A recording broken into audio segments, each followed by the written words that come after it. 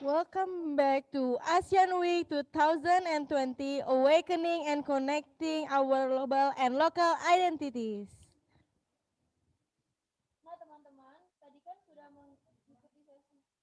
Nah, teman-teman, tadi kan kita sudah mengikuti sesi pertama bersama Pak Teguh. Sekarang sebentar lagi akan ada performance dari Kak Mage dan Kak Gebi. Boleh Kak Mage dan Kak Gebi kami persilahkan.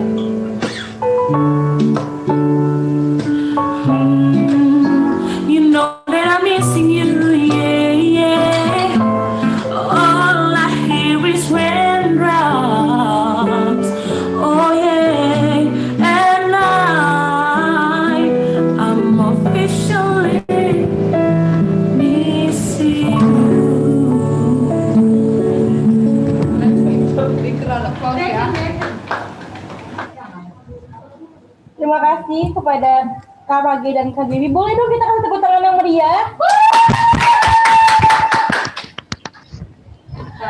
Ladies and gentlemen, without further ado, we present to the second session with Bapak Anton Sustandi from Universitas Marmanta Indonesia. The session will be moderated by Miss Benedicta Stella SS. Miss Benedicta.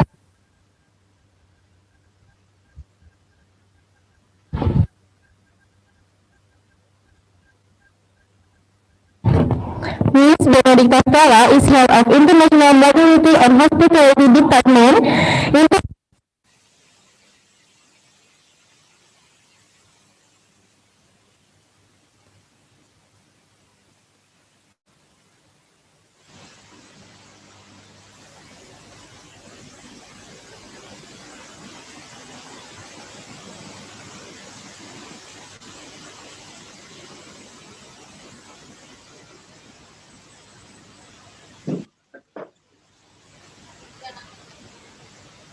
Ms. Benedicta Stella is head of International Mobility and Hospitality Department, International Office, Universitas Kristen Indonesia.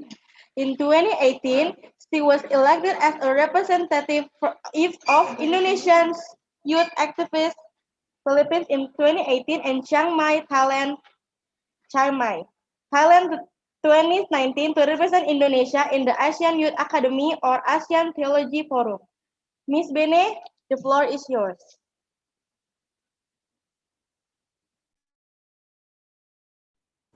Hello everyone, am I audible now? Can you hear my voice? Yes, Kak. Okay, so thank you MC for the introduction. Now in today's session we're happy to have Pak Anton Sutandio here with us. Before I will read his bio note, I will check if Pak Anton is already here. Halo Pak Anton, apakah sudah bersama Hello, kita di Miss sini? Benedicta. How are you? Yes, fine Pak. Okay, thank you. So I will start to read a bio note of Pak Anton Sutandio. For the committee, could you kindly share his bio note to us?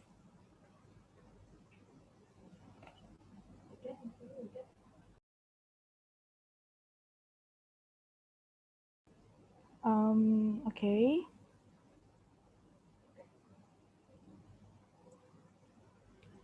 So I think Pak, here in Jakarta we have a kind of rainy season. Jadi di sini di Jakarta lagi hujan deras ya Pak. Mungkin ada sedikit trouble di sini. So for all the participants, please kindly wait while the committee still preparing the material. Okay. So Pak Anton Sutandio comes from Universitas Maranatha Indonesia. He earned his PhD in Film and Theater 2014 from Ohio University at the United States. He majored in film studies and had minor in theater. And he's also the recipient of Fulbright Scholarship from 2009 until 2012. He earned his Master of Arts majoring in Humanities, English Literature, and Cultural Studies from University of Indonesia. And then he also had a Bachelor of Arts from English Language and Literature from Maranatha Christian University, Bandung, West Java, Indonesia. And he was also the recipient of Jarum Foundation Scholarship. So now without further ado, we are delighted to invite Pak Anton Sutandio to present his presentation with the title Enhancing Regional Cultural Connection Through Films. Pak, ini kami sudah membuat Bapak sebagai co-host, jadi mungkin Bapak bisa mulai untuk share screen PowerPoint-nya ya Pak. Oke. Jadi dari saya aja ya share screen-nya. Iya, boleh Pak.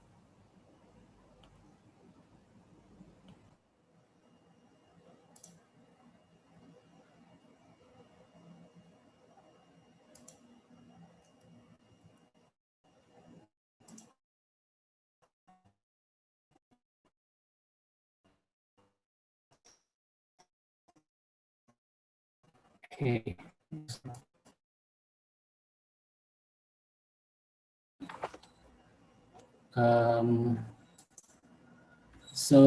First of all,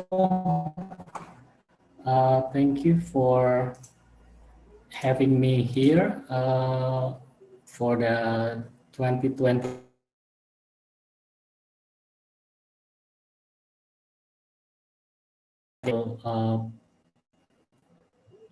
play them all because of the time limitation. Sorry Pak Anton. So maybe is it possible that the committee can share the screen, because I think I'm afraid that the connection. Okay. Yes. Okay. So the committee will help the share screen.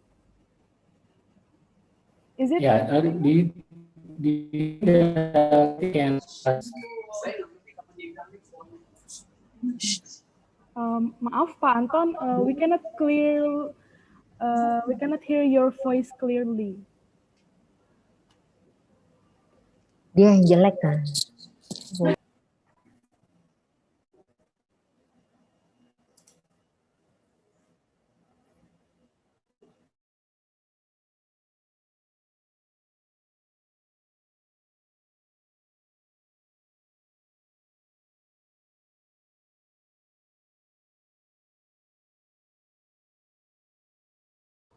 Hello, committee, could you kindly please to check up Pak Anton apakah masih ada di sini? Yeah, I'm here.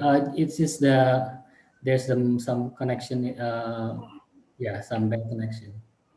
Okay, so you may continue, Pak. All right, thank you. Yeah, so I think my discussion today related to your theme, which is next slide.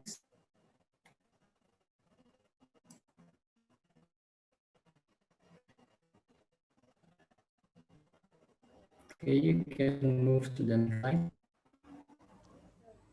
Udah, Pak. Pak, your I think your connection is Okay, not yeah, yeah, stable enough.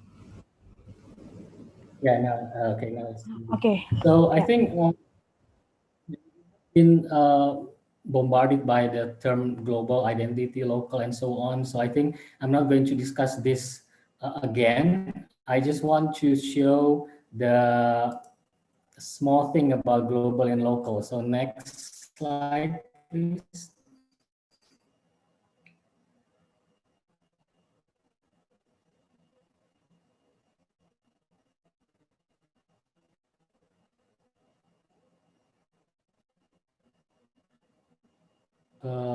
Yeah, maybe my internet connection is somehow today a bit off.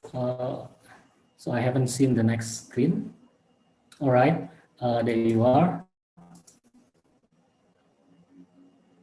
So global and local, just like you already also mentioned, I think I remember Ibu Suzan discussion a couple days ago about local.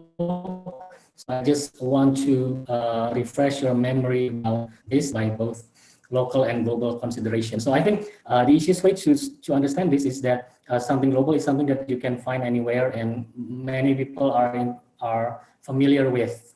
Just like when you live in Jakarta, and then you are put in other cosmopolitan cities, then you probably will adapt easily because metropolitan life is something global.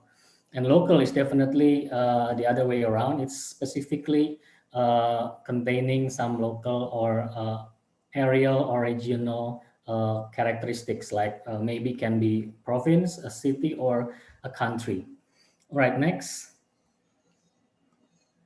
So what's interesting that I found about globalization is that it came from a Japanese word, which at first was invented to refer to the farm technology, where they have this technological in farming, but then they adapted to the local farming. So they come up with the globalization.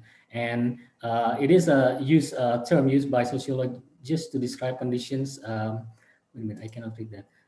So this is the basic definition of globalization. So I think in terms of ASEAN identity today, we are all sort of like struggling with this identity. And how about in cinema? So I'm gonna look at this thing from cinema next. So in cinema studies, globalization's theory has been used to analyze the ways in which film worlds hybridize. For example, if you know the story from Stephen Chow, now that story is an example of localization when Columbia Pictures. So the the style of marketing is global, but the content is local. So that is an example of localization in cinema. And next, in context of Indonesia, well, of course, you all know Iko Uwais, right? And here he's being global with his pencak silat skill in many of the movies that he has been in now is an example of localization of Indonesian cinema, where this local martial art became global and highlighted in some Hollywood movies. So that is probably a simple example of how localization in cinema studies is. So next, Um, what I want to do today is to look at the platform for Asian cinema uh, to highlight their identity. So I think the most important or the most powerful platform for any countries to display their identity is from their cultural product. And what cultural product is so popular that can be easily accessed by many people is cinema. So I list some of well-known festival that became an instrument or a platform where Asian films can be played and watched by other Asian people and around the world. So, for example, the ASEAN Film Week that I'm going to discuss today, particularly, and then there's Bangkok Asian Film Festival, Singapore, and then Hanoi, and then next World Film Festival also in Bangkok. And then in Jogja, we have Jogja Asian Film Festival. And in Cinemalaya Philippine Independent Film Festival. So this is just some of the festival that has been going on for years, where filmmakers from ASEAN and other countries try to show their movies. So I'd like to look at one of these festival and see how the movie in that particular festival is chosen and what kind of identity that those movies are offering to us as the audience. Okay, next. So there's another one, Cambodia. So this is the table which shows the how productive Asian cinema is, which is based on a survey on national cinematography by UNESCO. So it turns out, maybe surprisingly, but maybe not, that in Asian country, the Philippines is still the most productive country in showing or producing movies. Uh, According to the survey, they produce more than 200 movies per year, and followed by Thailand, Myanmar, and Singapore, which produced 22, almost 200 movies. And Indonesia is actually in the third layer, which only produce about 1 to 20 films a year. Vietnam, Indonesia, and Malaysia. So it's quite surprising. Actually, especially when we look at Myanmar, that is probably we never heard of its cinema, yeah, but they produce quite a lot of movie. The problem here is probably because the movie is not distributed well enough, so that it's difficult for us to access any of this movie, which is another problem for Asian cinema. All right, next. So this is my focus for today is the ASEAN Film Week, which was held in Vietnam from July to 18 to 26, 2020. So during the pandemic. So if you click next, maybe there's a poster on it. Okay, no, never mind. So these are 9 films which were displayed during the festival.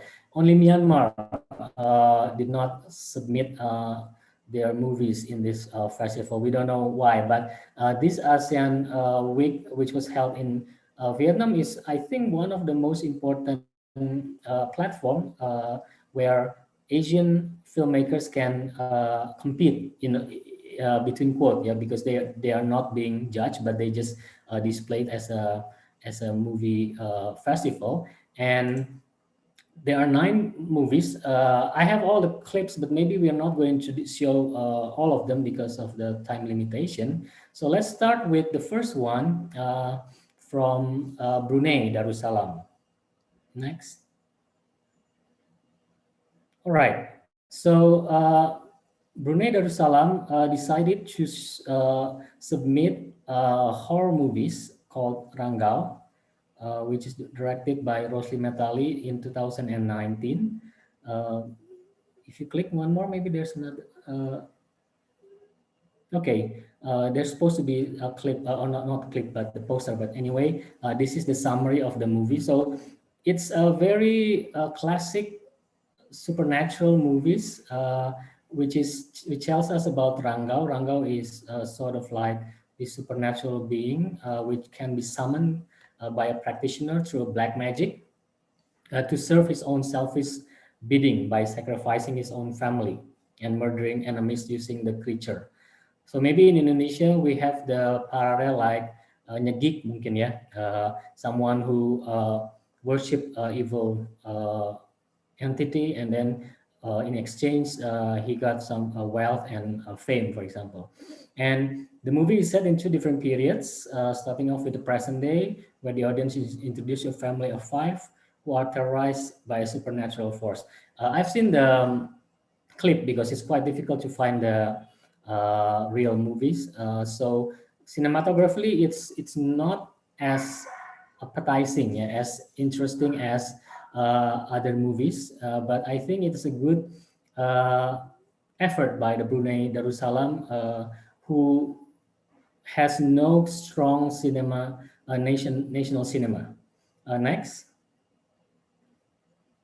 So I'm going to skip this clip. Okay, we can go to the next one. All right, so let's talk about the identity in this movie, Rangau. The next, yeah, okay. So maybe for you who are not familiar, or maybe you're already familiar about Brunei, Brunei is has a very strong national philosophy, which is called MIB, not Men in Black, but Melayu Islam Beraja, yeah, Malay Islamic Monarchy. So there are beliefs in the omnipresent working of sorcery. So they still believe in sihir, and there are still a social reality that think that this kind of sorcery has to be bureaucratized by the nation. So it's not something that is out there, but in Brunei, even this kind of thing is being bureaucratized by the nation, including exorcism and other things related to supernatural. So there are a bureau which is talking about this. So that's why this kind of horror movies is part of the national cinema, because it is part of what the nation is organizing. And in the movie, it is definite that and evident that the movie brought Islam back into the movies and showed respect for Islam, because it is actually to be put face to face against the democratic norms of mainstream Hollywood, which is quite free and liberal. And if you look at this movie, I think from the clip itself, it is really evident that there's a strong sense of Islamic value and norms in the movie. And Rangau is a way, I think, for Brunei cinema to go popular, following the popularity of horror film in Southeast Asian audience. That's why I think the reason why Brunei submitted this movie, although it is just popular and doesn't really reflect their identity, but I think Brunei tried to go popular by adopting this genre, because horror genre is very popular. So maybe they want to win the heart of the audience by submitting this horror genre. So the film main focus is to grow the local television and film industry in Brunei, and also to expose local film production to a diverse genre of movies. Okay, next. So, okay, maybe before the second one, yeah, Cambodia.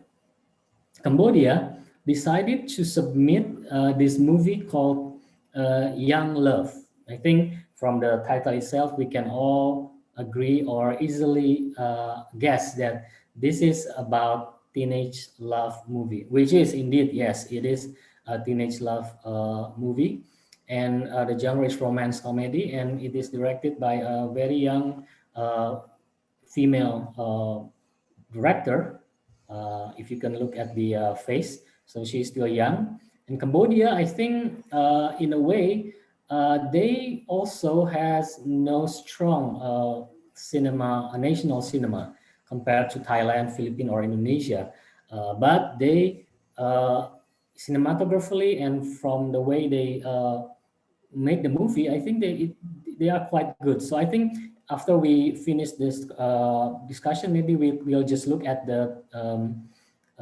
clip, yeah. But maybe not now. If we still have time, we will look at the clip, some of the clips, to see how good or how bad their cinematography is, and how to look at how or what kind of identity they're trying to show. Okay, so next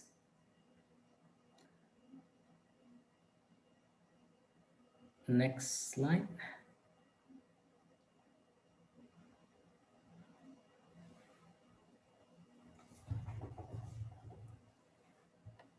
Okay, we will go to the identity or summary first. So this is the summary. So it's about the protagonist is a 15 years old female growing in Phnom Penh with her grandmother. And then over the course of the story, she navigates all the highs and lows of her teenage life, from learning to balance her friendship and to deal the absence of her mother. So she is an orphan. And so the film, from what I read, primarily explored the complicated, incipient emotions that come with first love. And it is capturing the everyday life of a normal Cambodian teenager, showing a modern reliance on social media. So I think the important thing that I can withdraw from this movie is that the use of internet and gadget is ubiquitous, even in a suburb area. So social media use seems entirely woven into the social fabric of Cambodia. Videos go viral, and then the Riff and Veha is the characters bond over how to upload a YouTube video, and then Instagram and so on. So I think this is one example. I think the identity that this movie wants to show is the global identity, because they have this identity as a Cambodian, but they also interact with this global phenomenon called smartphones and Wi-Fi and internet and social media. So this is what the film wants to say, that interaction with social media and gadgets become the new normal of people in Cambodia nowadays. Next. And this is the clip, so I'm going to skip this for now. Or, well, you can, if you can play it, yes, you can just play it just to see. ហាប់គ្នាពេលបានស្ដាប់ថាដំបងគំនិតណាគេគំនិតពីរនាក់ហ្នឹងមួយជាតិហ្នឹងគ្មានណាគេយកខ្ញុំទេចាំពេលខ្ញុំមកបានមុនចាំប្រាប់សអឯងសម្រាប់ថាចឹងណាកសាបានចាប់ដើមហើយព្រោះនៅលើលោកហ្នឹងមានរឿងច្រើនដែលខ្ញុំត្រូវធ្វើហើយត្រូវសាក់លបងវាកុំឲ្យចេះមកអង្គុយកាត់ទុកបាក់ចិត្តស្ដាយក្រោយជាងទៀតផ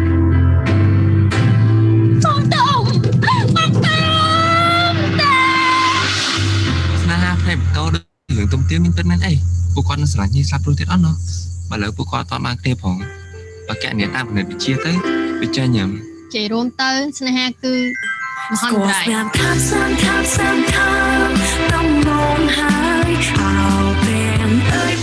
ទីទៀតដល់ហើយស្នេហាក្មេងខ្ចីគុំលីខាត់ណាជូតមកមិត្តភក្តិហ្នឹងអីយាយមិត្តភក្តិបានថើបគ្នាណាចារីករាយដល់សាសនាហាក្មេងខ្ចី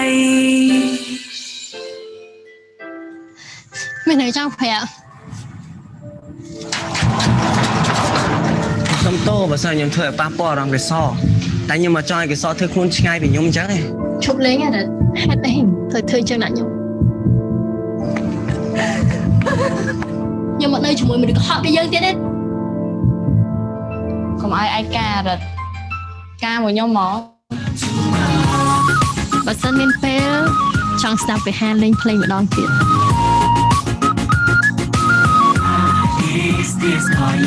លេងមែនតែវរតាមែន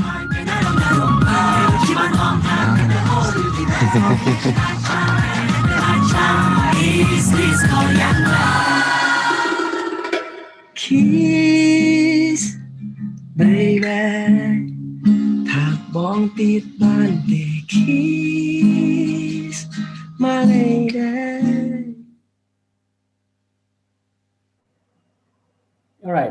So as you see that, let's say we do not put the audio on. Let's see that let's say that you watch the movie without video or audio on. Then you can literally think that this can be happening anywhere, right? You don't know that it is in Cambodia or Laos and or Jakarta, because the identity is so global that it talks about something very universal. The only thing that say that this is in Cambodia is probably uh, the poster, or maybe the setting, yeah, that probably tell. But other than that, it can happen anywhere. So let's move on to the next slide, showing the identity. So I think what I found from this movie is that there is one moment in that movie, in one scene of self-awareness in the film, where the two protagonists, or the two major characters, they were watching a cinema, and then they're watching a film about another couple, and in the film, within that film, a young girl comments that things have changed since Pol Pot's regime. So this is a very strong reference uh, to the historical trauma that Cambodian people experience, where there are a lot of millions are killed by the Pol Pot regime. But here, the movie does not directly refer to that incident, but it still mention it in this movie within movie. So I think, although Cambodia tries to go beyond the historical trauma of their past is still there. So even the young people, they also have to remember that those atrocities happened in the past that influence their life today. Yeah, so the modern landscape of Cambodia's film industry showed a continued obsession of filmmakers with exploring deep-rooted traumas and the impact of war. So there are this was actually the tendency of Cambodia's filmmakers. They always dig up all the war trauma, but this theme.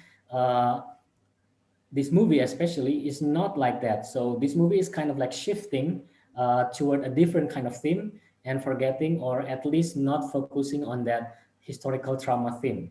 So the audience is only treated to a carefree 112-minute romantic comedy about these privileged kids that deal with familial everyday problem, expanding a preconceived view of Cambodian cinema by breaking ground in underrepresented genre.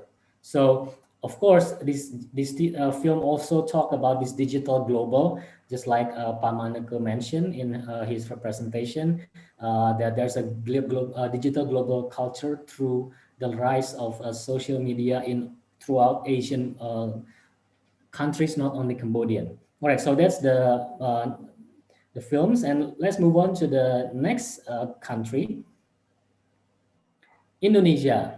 So I don't know how many of you have seen Aruna dan Lidahnya. This was, I think, adapted from a novel, 2014, I think, by Laksmi Pamuncak. So if you look at the artists, of course, there are Dian Sastro, and then there's Nicholas Saputra, and we thought, okay, this is going to be edition number 3. No, because they here, Dian and Nicholas are just friends, but we can still feel the chemistry. So look, Arjuna and Lidahnya is cosmopolitan, as you can see. It really doesn't reflect the traditional Indonesian, except what's interesting is that this movie exploring Indonesian identity through its food, gastronomic. Yeah, next. Um, the summary. So the story about Aruna, played by Dian Sastro, she was assigned to investigate. She was an epidemiologist. Yeah, she was sent to investigate bird flu.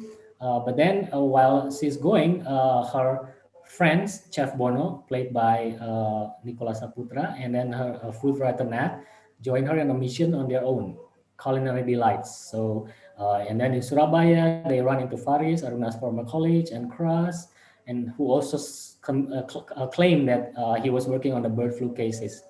And then they went to Madura, Kalimantan, to Pontianak and Singkawang. So they were just going around Indonesia, but the focus is not the tradition or the dances or the place, but the food. This is a story about food, love, friendship, religion, and politics. Everything is in the menu. So all of the things are actually metaphorical. So this is what we call gastrocriticism. So it is an ethics in appreciating food. All right, next. Yeah, this is the clip. Kata Pak Burhan, udah lama kamu nggak turun lapangan. Jadi kamu orang yang tepat. Tepat untuk? Ya investigasi lah. Saya harus jawab sekarang, Mbak. Ya nggak harus sekarang. Tunggu mie ayam saya habis.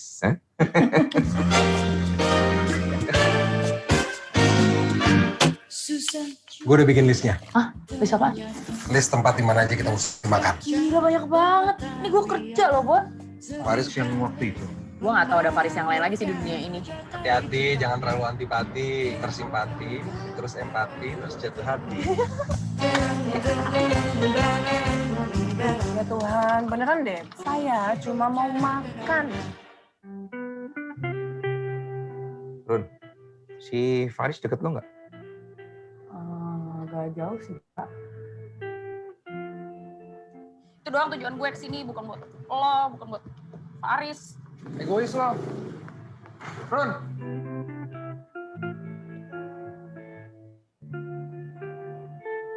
Oh, lo nggak bisa campur aduk masalah pribadi sama kerjaan ya, Run? Lu yang campur aduk, tau gak sih? Hidup itu kayak makanan. Dalam satu piring ini nih, lo bisa ngerasain yang pahit-pahitnya atau yang seasin-asinnya. Kalau makannya sendiri-sendiri. Gue juga punya rahasia. Hah?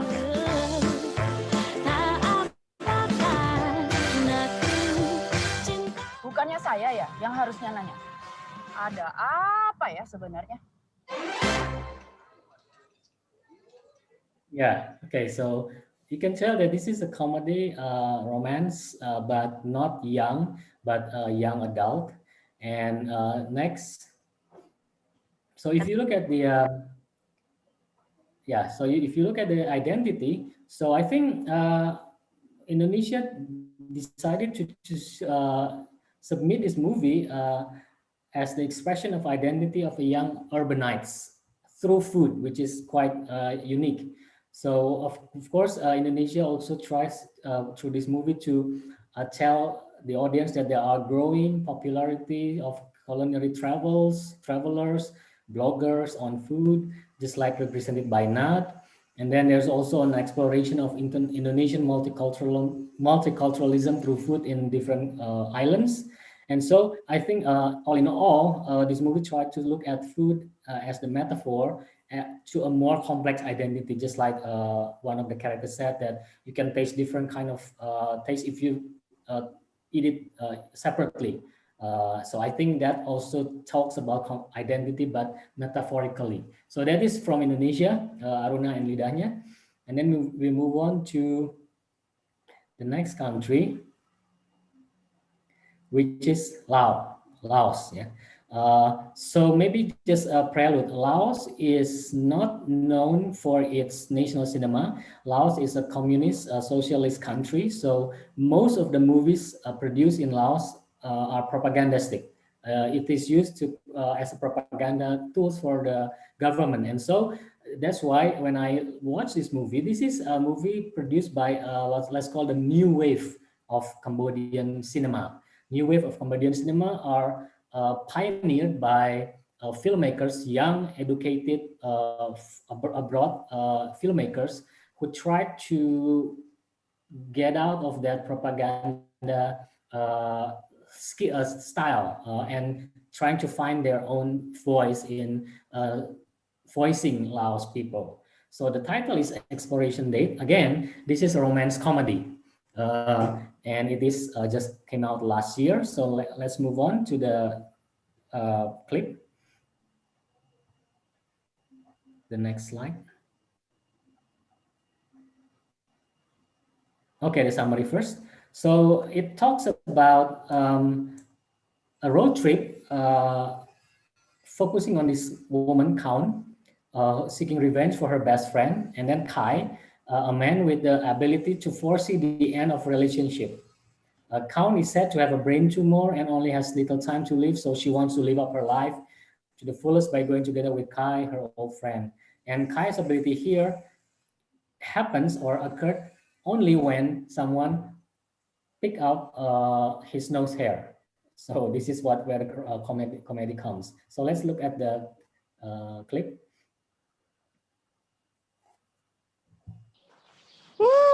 จังได้ใครละล่าก็ได้บ่มีหามเขาเห็นมือที่คนหักกันนะสิเลิกกันได้ว่าหน้าตากระดีจงไปให้กเปียวะนี่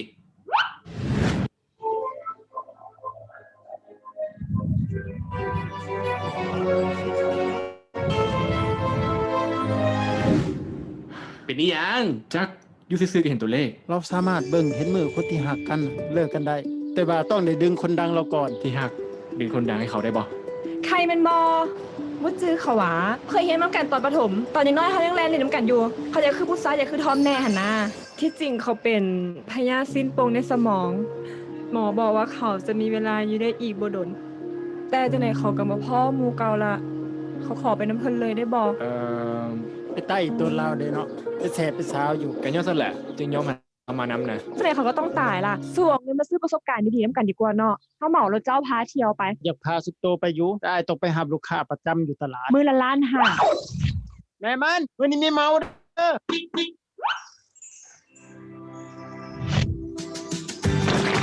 อ้าวเว้ยตั้งแต่จะคบกับเมียเจ้าโดนป่านี่นะเจ้าให้จังไดนะจึงบ่เบื่อแล้วก็บ่เศร้าหักเรา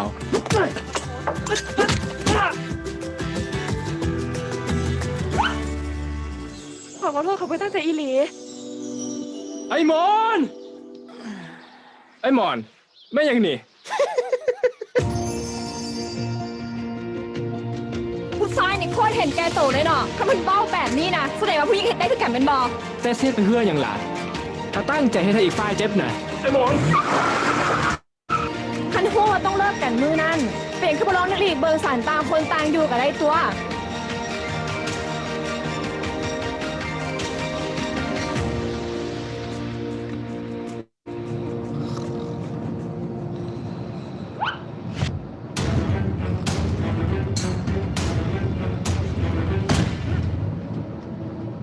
รถตกขุมเมื่อกี้น่ะบ่มีหยัง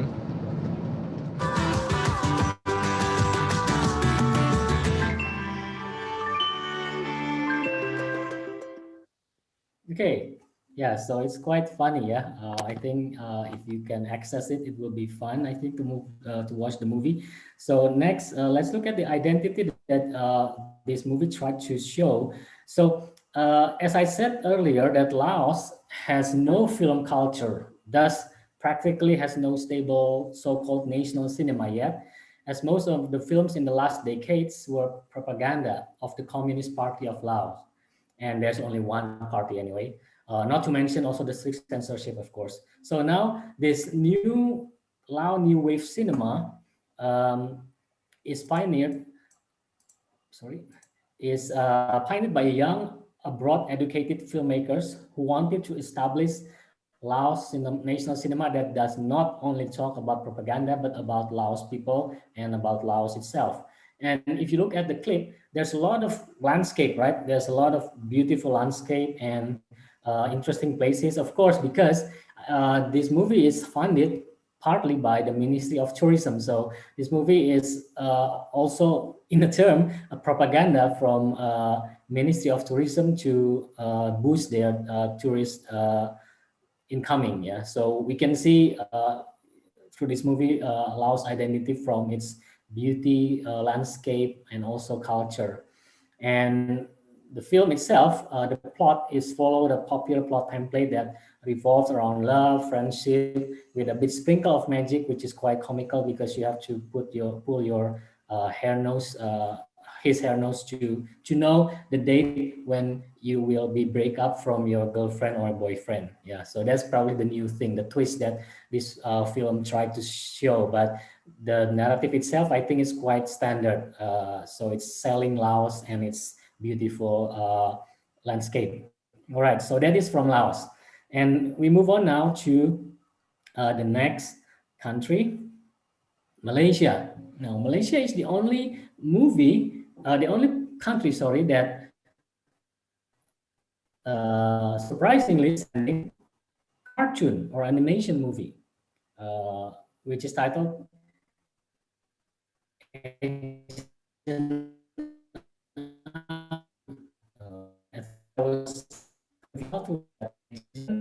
from Asian Alley movie, and it's an Asian action directed by Muhammad Usama Zaid Yassin in 2009. So if you know, Agent Ali was already famous in Malaysia. I think it was a TV show, and it's now made into movie, just like Boy Boy. This is one of the famous, well-known story of animation story in Malaysia. All right, next.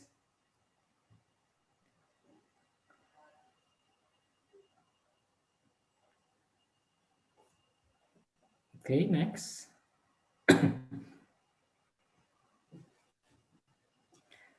Yeah, this is the clip.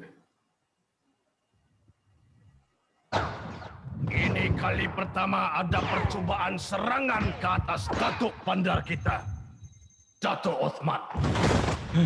Cepat, bawa Datuk ke bilik kebal. Sana Datuk. Senjata dan perisai mereka tidak seperti apa yang kita pernah lihat sebelum ini. Ia sememangnya bukan buatan Cyberaya. Serangan dari luar? Ada yang nak perang ke? Boleh coba kalau berani.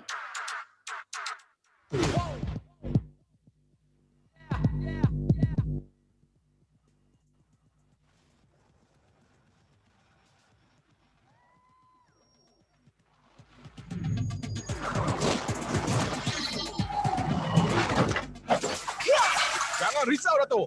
Bantuan dah sampai. Saya harap kamu semua sudah sedia. Karena misi kita seterusnya akan menentukan masa depan Cyberaya. Bagus, Bobby. Kenapa diorang pun ada Iris Neo?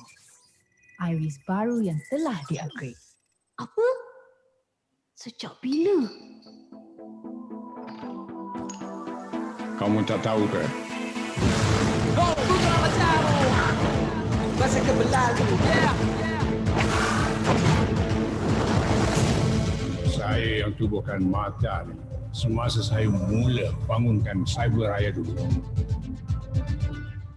Jadi dalam erti kata lain,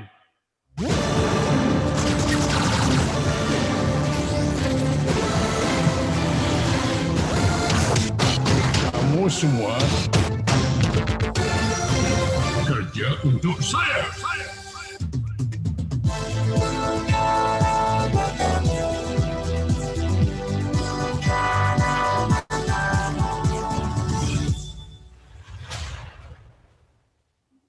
Okay, so let's look at the next slide about the identity that I think Malaysia wants to show through this movie. So I think in a way, Malaysia attempts to establish itself as the strongest and most productive country in Southeast Asia in the production in producing animation films.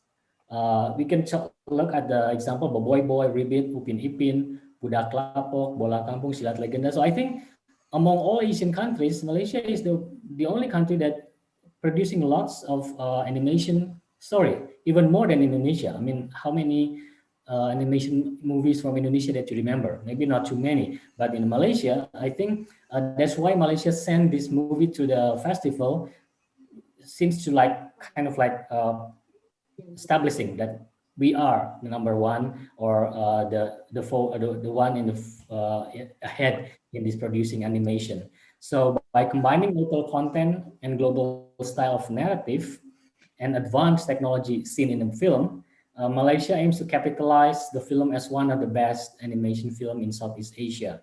And so there are mixed, of course, ethnical background in the characters of Agent Ali and his friends, also meant to display Malaysia as a truly Asia, as we can see in the tourism in their promotion. And also this film relates to growing digital regional culture. In this term is the animation film. All right, so that's Malaysia. Now we move on to the Philippines. This is the on the right is the director Sharon Dayo, and the title of the movie is Women of the Weeping River. This is a drama. It's not a comedy at all, and it was produced in 2016. So I think Philippines is the only one who submitted a movie that is quite long, old, yeah, 4 years old, while the other, I think the other Asians in countries sending their quite recent movie. Okay, what is the movie is about? Let's look at the next slide. So this is a story that is quite serious, heavy topic. It's talk about this small tribe living in Mindanao, who was dominated by Muslim, and it talks about the clan war in Mindanao that kills most of young men in that tribes, in both tribes. So the story focus on Satra and also Farida, two strong female characters who came from a different tribes, and they both lost someone. And so this story is about the circle of violence that happening through that tribe. And also there's this idea about land as the sacred place, of course. And so let's look at the clip just to give you some idea about what this movie is like.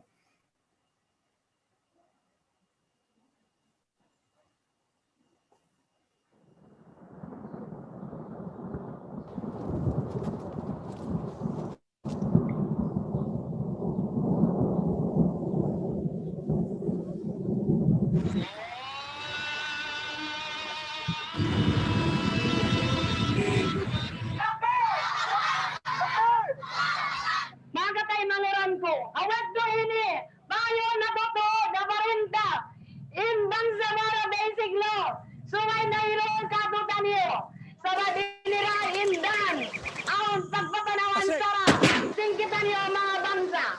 Sa imbang sa kaniyo sungay tuodan kakaroon sara, debat dapat na magkakade parang kasing paminta bayaon, ang kanay bangsa mga basic law, inira indan, ako bayain kita niyo sumayawin bawat nato ako tumon. Allahu Akbar! Takbir! Takbir! Takbir! Takbir! Takbir! Takbir!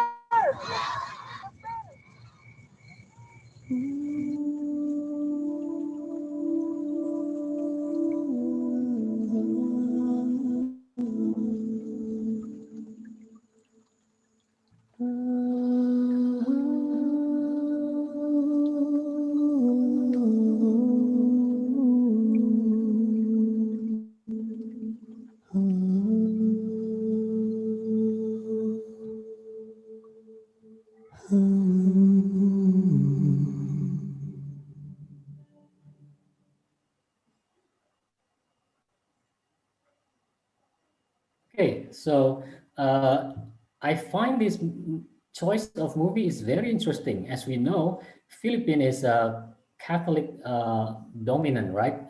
So we assume that they will, well, submit a movie about their dominant cultural society. But it turns out they're submitting this movie that talks about minority tribes living in Mindanao, which were mostly Muslim. So there are a lot of things that I think the Philippines tried to establish by sending this movie. So let's look at the identity or the context of identity that this film wants to show. So I think Philippines tried to say that they are multicultural. They're aware about what happened in one part of their islands in Mindanao, and they know that there are something wrong in there, and they try to, I think they try to bring it up to the public in a global audience to know that they to understand, and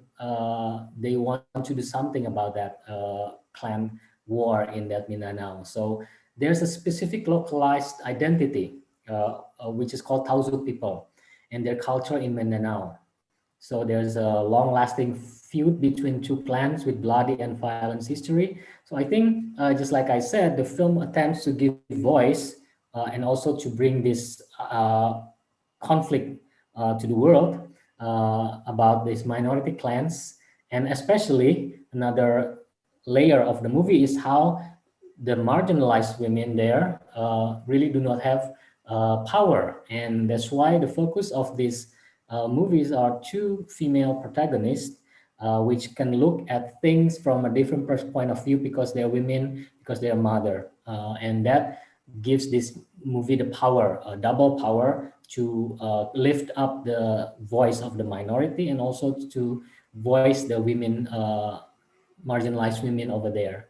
So Philippines decided to submit this movie as the to the festival. Now let's move to the next, which is I think Thailand. Oh, Singapore first. Yeah, Singapore submitted the movie called Wayang Kids. It is a drama as well, directed by Raymond Tan in 2018. So let's look at the summary first. So this is a story that focuses on children, a friendship story between a Eurasian girl from China, Paula, who enrolls into a primary school in Singapore, and she befriends an autistic classmate called Open. And then she noticed that Open is special, and then things came up, some conflicts, but she also realizes that this Open boy is gifted in Chinese opera, and so suggested to have this international Chinese opera performance, and it will open. The name is Open. So there's a question that this movie tried to answer with the important cultural show at stake. Will Open eventually rise up to the occasion and perform on stage? So to understand what this movie is about, let's look at the clip.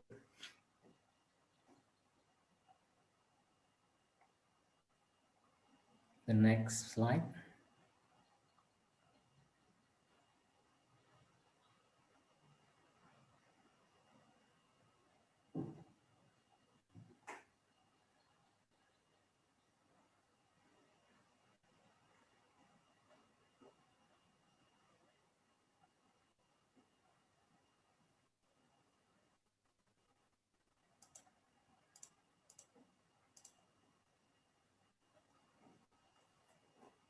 老师为什么整天叫我们做这个做那个？欧本呢？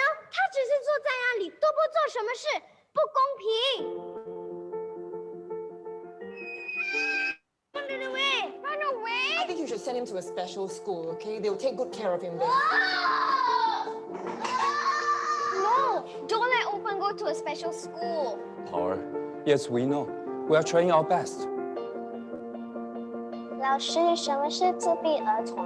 Autism's, you can't have conversation like you and I can. So when you speak to them, you have to be patient and understanding. Hello, Open. What are you doing? Open. 我们可以做朋友吗？ Power. 自闭儿童就是 children from a wonderful star. Don't tease him like you tease me. No. I'm not going to tease him. As a matter of fact, I'm going to help him. Yes! Well done, Open! 我希望这次演出由 Open 演孙悟空，他可以吗？我们的演出不会丢你的脸的。最好这样。其实 Open 没有你想这么严重，只要我们用心耐心去教他，他其实是很累的。妈妈没有来，是不是我跟别人不一样？Open 上了妆，上了台，大家都一样。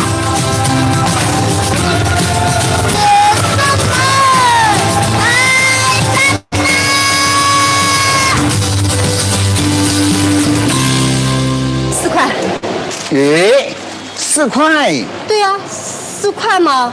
哎呦，4块。 Okay, So let's look at the identity that this film tries to offer. So I think from the moment you look at the clip, you can notice that there are at least two languages, right? Chinese and also English. So there's an emphasis on Singapore as a multicultural, multilingual country where everyone can speak more than maybe two languages. And there's also a attempt to be showing localized identity when West meets East. When Paula moved to Singapore, he's from China, but he is actually not a Chinese. And then also there's a rising issue of autistic child, and this movie is actually part of the campaign by the nation itself about autistic people are not broken, to raise awareness. That's why this movie is focusing on the autism. And also the film strives to expose young children of various races to different cultures and mother tongue languages in Singapore. It also serves to Pak promote. Anton, sorry. Yes, yes, Halo Pak. yes. So Yes, you have 15 minutes left ya Pak. Thank you. sure. Yeah, thank you. Thank you for informing me. So I think. You have 15 minutes left Pak. All right. Yes. Yeah. So I think this movie tried to show that the Singapore is a country where lots of people from different cultures came in. Then next, so maybe we will skip the what is it, the clip later on. Yeah, we just move on to the. I think only two more. Next is Thailand.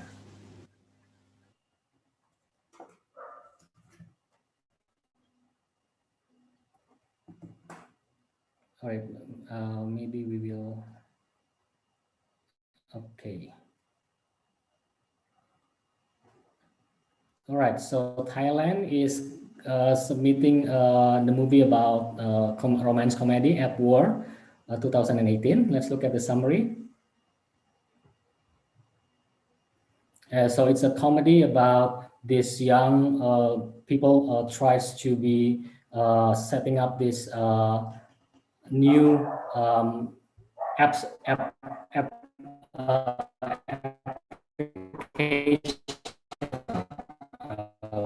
for and there's no adult at all in terms of text, and they're all just and there's a lot of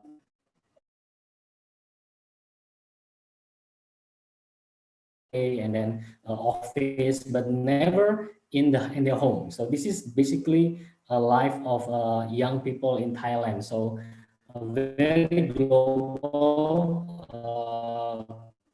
and at the same time local identity. So we will skip the clip next. It's because next slide.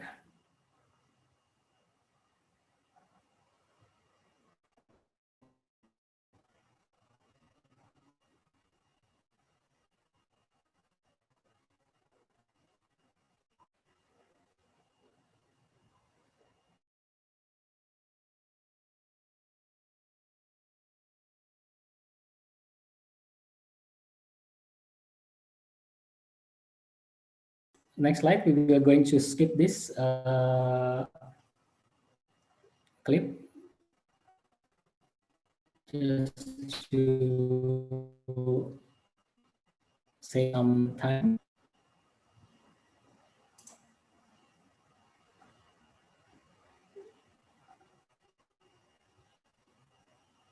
Okay.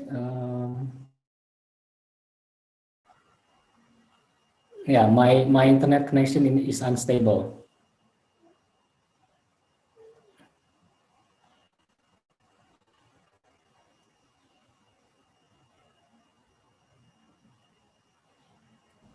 Well, actually, we can hear your voice clearly, but your picture tidak ini Pak, tidak bergerak. All right. Okay. Yeah, sorry. I think I just missed some part, but anyway, because of this, I think the internet is sometimes unstable. So identity of the Thailand identity here is to focus on the uprising technology community and startup business. dominated by young people. And then there's a lot of identity of young urban modern tech-savvy generation. And but there's also the topic of loneliness, friendship, and romance. And it reflects the digital global regional culture. So that is the Thailand movie. And last but not least is the next slide is this one is the host, the Vietnam, which came up with the genre of a drama. And look at the summary, next slide.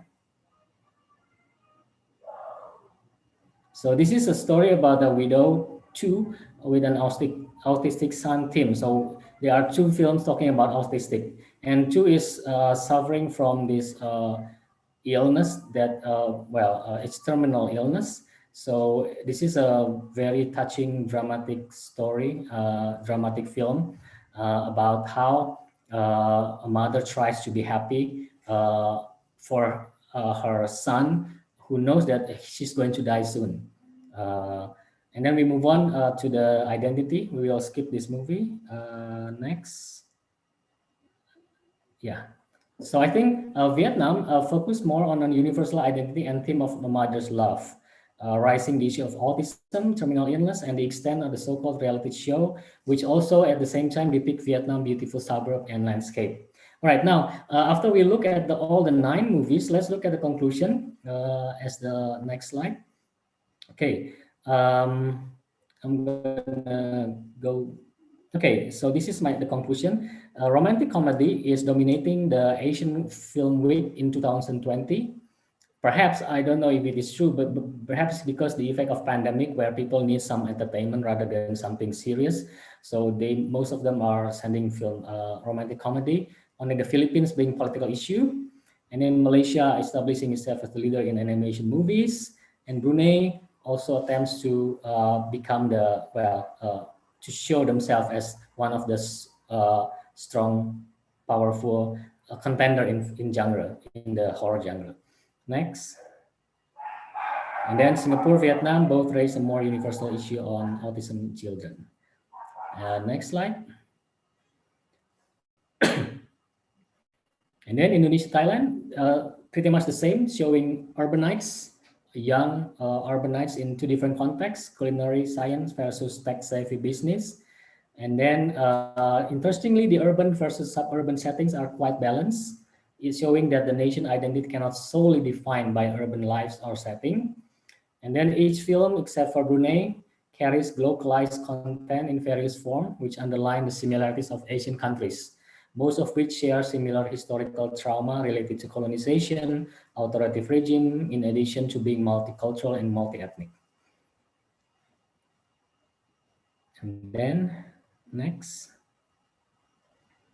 And in the context of identity, the 9 films explore different type of identity, some local, some global, and some local, which in a way reflects the complex but united identity of ASEAN people.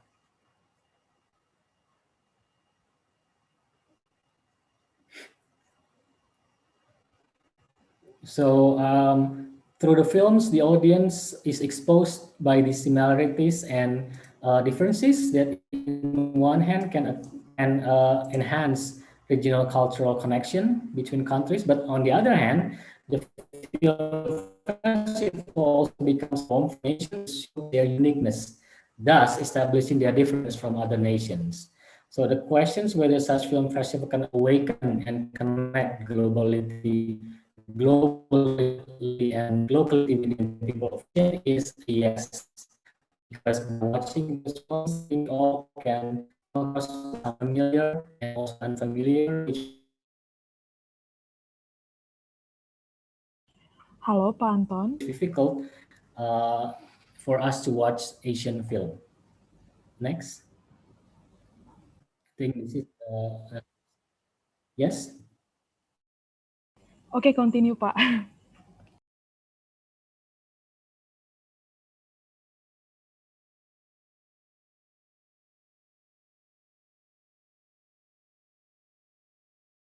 This is going to be my last slide. So if I predict is the trajectory, then I think the trajectory of ASEAN cinema will be like this. regional, areal, ethnical, cultural, or global and local. So there's going to be this cliche fluid dynamic identity of ASEAN. So it's going to be interesting what the Asian cinema will bring in the future. So let's see. But my last message is probably for us to know more, to watch more ASEAN films rather than the Hollywood ones. So I think that's all from me. Thank you for your attention, and I apologize for the technicality difficulties or the bad internet connection. Thank you. All right, thank you very much, Pak Anton, for delivering such a actually this interesting presentation, Pak, because now we are in the last day of ASEAN Week and we can see many interesting or fun films there. Very refreshing presentations coming from Pak Anton. So we're also very sorry for the trouble connection here. Also, we are facing the trouble connection starting from Pak Anton's presentation to all the participants. Okay. So now we are still waiting for the questions. If anyone wants to ask questions to Pa Anton, please kindly type the questions in the chat box and I will try to help delivering the questions to Pa Anton. So actually, through films based on Pa Anton's presentation, we can see many things such as culture, history, and even landscapes and its people character. And also through lenses of films, we can also portray the specialization of identity from each ASEAN country, such as when we talk about Brunei film that Pa Anton already presented, like we can see actually how black magic or supernatural being shaped in the mind of Brunei people, and also the historical background, aristocratic regime coming from Cambodia people, and then what makes me interesting also about the food coming from Indonesian, Aruna dan Lidahnya. We can see many kinds of food, and then the perspective of gusto criticism, ethic is in appreciating food, and also maybe for young people they are not really well known about all of the ASEAN countries, but from Pa Anton's presentation we can see actually kind of countries such as Laos, Cambodia, where Laos can make the films as propaganda tool coming from the government. So, Pa Anton, to open the discussion, let me ask you a question. So, actually, as you stated before, we as ASEAN countries have a united identity. We have a specialization in the cultures compared to, let's say, Hollywood films, American films, or Europe films. So compared to these kinds of movie festival, ASEAN Week Festival, or compared to Europe on Screen, for example. Well, actually, what do you think? Why we are kind of lacking popularity among ASEAN people when it comes to the ASEAN films itself? So we are intent to watch many Hollywood movies, or even we are interested more in watching Europe on screen, watching Europe culture, or something like that. Maybe you can share some thoughts on that kind of matter. Thank you, Pa. Thank you, Ms. Benedicta. I think the biggest problem is the capital, about the money. So they have more money, so they can distribute it much wider around the world. They can sort of like investing a lot on their movies. So I think the basic thing is the capital. We don't have enough capital to let's say compete with the European or American movies, because they have been like, well, I mean, for us, let's say making a movie like for 1 billion rupiah is very expensive, right? But for Hollywood, 1 billion rupiah is just, you know, trickle. It's just a small number. So I think the one thing is the capital. The second one is the distribution. I mean, how many of you have seen, let's say, Cambodian movie in the last year? I don't think No one, right? But how many of you watch Indian or Thai or Korean or Japanese Hollywood? A lot. So the reason is because of the distribution itself. I think ASEAN needs to find this platform or this one place where we all can share and watch movies for free.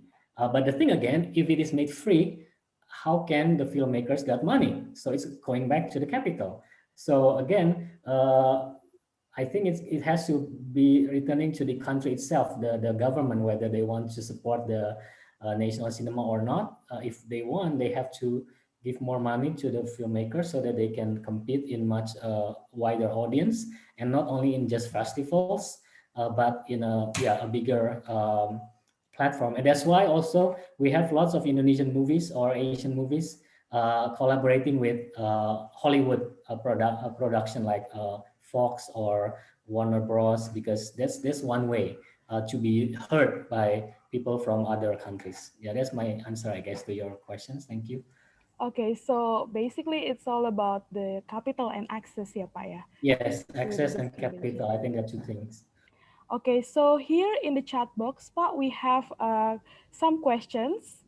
Let me read first, coming from David Franklin Mandala.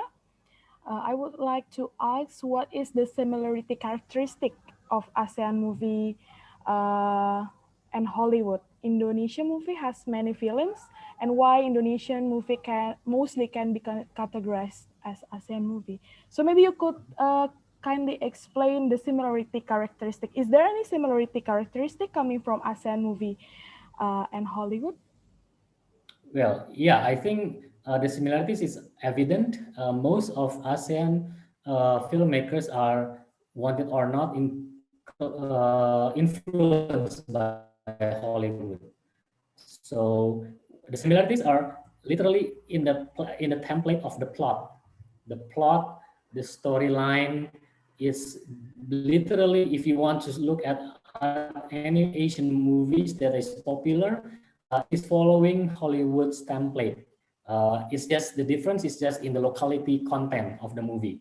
So because there's no other way to be popular except by following what's already been done and what has been proven to be popular. So where to look? Of course, Hollywood. So that is why all the movies that I've seen pretty much not boring, but predictable plot. But it's good for us. It's good. It's a good feeling movie. We like to watch them because they are good. They have they will satisfy us as an audience, but it's predictable. So I think the similarity is in that how Asian cinemas, most of them are copying Hollywood template for popular plot.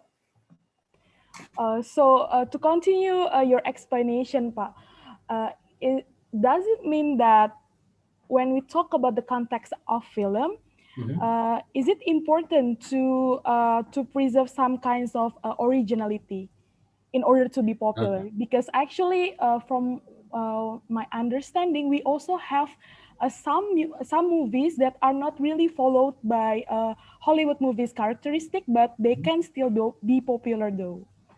Your thoughts, Pak?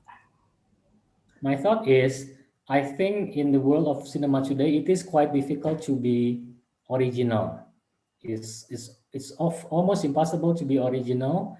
But what we can try is to find a little way amongst all these popular way of making movies and make it local so that at least it becomes popular in our country. So originality is important, but it's quite difficult. It's very difficult to be original. What we can do is just to transform something into different shape, but the basic shape is still the same. Yeah. So that's my thought, I guess, on that. Okay, thank you, Pak. Now we also have questions coming from Jesse, Universitas Kristen Maranatha. Mungkin ini salah satu mahasiswa. Okay. So I would like to ask a question. Do you think there is a significance from Malaysia choosing action or superhero as its subgenre for its animation film? Is it because it's just the popular genre, or does it actually tell some sort of identity too? So yeah. Yeah, Thank you, Jesse. So I think, just like I said, this is my interpretation of why they sending this animation is because they are strong in that, and they want to really establish Malaysia as the #1 animation product producing countries among ASEAN countries. And maybe they have different taste. Yeah, maybe their taste of animation is good, although maybe me myself, I probably would not choose to watch this movie. I will probably choose not to watch another film. So in terms of identity, I think, of course, if you look at the characters, and they are all showing some Malaysian identity, yeah, from the language, and then also from the ethnicity. I think most of them Malay, and also some Chinese, some Indian. So there are some identity, but most of all, they are trying to say that this is Malaysia. We are #1 in doing animation. Yeah, I think that's my interpretation. Oke, thank you Pak. Ini ada lagi pertanyaan dari Universitas Kristen Maranatha. Sepertinya juga mahasiswi Bapak ya. Hello, my name is Jennifer. I would like to ask a question. I observed that in ASEAN, horror and romance comedy films are more popular and liked by the audience rather than heavy, serious films. Why do you think such films are more popular? Does it say something about ASEAN audience? Thank you. So, Pak, you may answer this question. They are popular. Yeah, they are popular. They are popular simply because the genre is popular. So I think it's a matter of looking at the survey and looking at the chart in Hollywood movies, which movies are box office, and most of them are like action, romance, comedy, horror. So I think that's the reason why they are using this movie. And just like I said, also maybe because this is pandemic, so the movies, most of the movies that they submit to this festival are romantic comedy, which makes us feel good during this difficult and stressful situation. They try to entertain us. That's why they don't really like the heavy one, except for the maybe Singapore and Philippines. And I don't think it tells something about ASEAN audience. It tells about global audience, everyone. Just look at the box office movies. What are their genre? Well, action, comedy, romance, drama. That's it, right? So it tells about global audience that we as human being watching Hollywood movies or watching movies are apt to watch movies that are popular because it's make us feels good. That's it. Yeah. So I guess that's my question to this answer my answer to this question.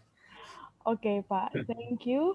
Now we have also questions coming from Ibu Susan, Dekan Fakultas Sastra UKI. So, dear sir, what is your take on the popularity of Korean films and dramas in Indonesia and in the world? What do you think is their recipe? Why can't ASEAN films rule in ASEAN territory? Okay. Good afternoon, Bulekan. Thank you for having me here. Thank you for your question. I'm not fans of Korean movies, but from what I heard, they have certain recipe like combining this kind of characteristics of Korean young adult, both female and female, and then they have this recipe of creating a drama that really play with our emotion, and also, of course, most importantly, is they have a very strong capital. They have a very strong way of promoting, not only through movies, but we can see lots of other Korean product that came with our local product. For example, there's a supermarket, Korean supermarket, Korean restaurant, and then some of our shopping application also sponsored by Korean actors, actresses. So they are not only coming through one point of entrance, that is through films, but they coming from different other aspects, like not only cinema but other cultural products. And I think it's because they have the money to do that. And also, if the questions of why can Asian films rule in ASEAN territory, this is a question for all of us. Why do you think we do not watch too many ASEAN movies? So I want to, yeah, return the questions. Why? What do you think makes the Asian movies are not as good as Korean films? So if you can answer that, then we can answer why we cannot rule our Asian territory ourselves. Why we are colonized, like colonized by Hollywood or Japanese or Korean drama today. Well, ask yourself, why don't you watch Asian movies? I think the answer is easy. It's difficult to find. So again, it's going back to that thing about the distribution. We can easily find in Netflix, iFlix, or whatever Flix other. A lot of them are playing Korean movies, and I try to find Laos movie. I cannot find it anywhere, except I can speak Laos. Maybe I can go into their website, but it's just difficult. So I think there's another thing. They have a very strong, like, I think CGV is from Korea, right? And there's a lot of, yeah. So there's a lot of connection. So not only in cinema, but other cultural product. They came from there, and it's just going to all our aspect of life, and we become addicted to it. So I hope that answered the questions, Ibu Susan. Thank you.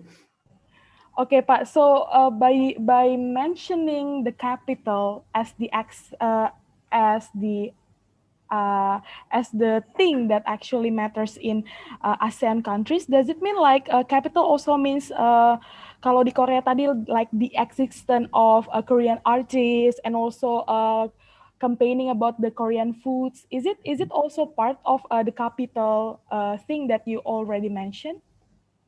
Yes, indeed. The capital is including the culture itself that already been here before the Korean films, like the food, the restaurant, and plus they already have an established national cinema. Their national cinema is already strong. They already have a just distribution, production, exhibition, everything is already established. So they are stronger to go international, but we Okay. are still struggling. Yeah. Okay, so we have also a question coming from Alphonsus. He would like to ask, in ASEAN, most people prefer horror and comedy in every country, but not in Western countries. So what do you think, what is the cause? Is it because of the language or what? Please kindly explain. Well, first of all, Alphonsus, I don't think Western countries audience prefer non-horror. I think they are pretty much the same like us. They also like horror movies. They also like comedy. So if you look at, just check all the countries' box office, and you can categorize all the movies that have more audience. Then you can see they pretty much the same genre: horror, comedy, drama. That's the three genres that I think are evident to be popular in all countries. So I think it has nothing to do with the language or any other thing, because I believe horror and comedy are popular in not only in ASEAN but in other countries. Yeah. You just need to maybe make some research on that, and then you will find that it is like that. Thank you, Alphon. Okay, so Pak Anton, to close our discussion, I would like to ask one question. So based on your presentation, you told us about 9 films coming from ASEAN Week Festival, which was located in Vietnam, right? And only one country that was not participated, which is Myanmar. So could you kindly explain to us why this happened? Is it because not all ASEAN countries are thinking that actually film is a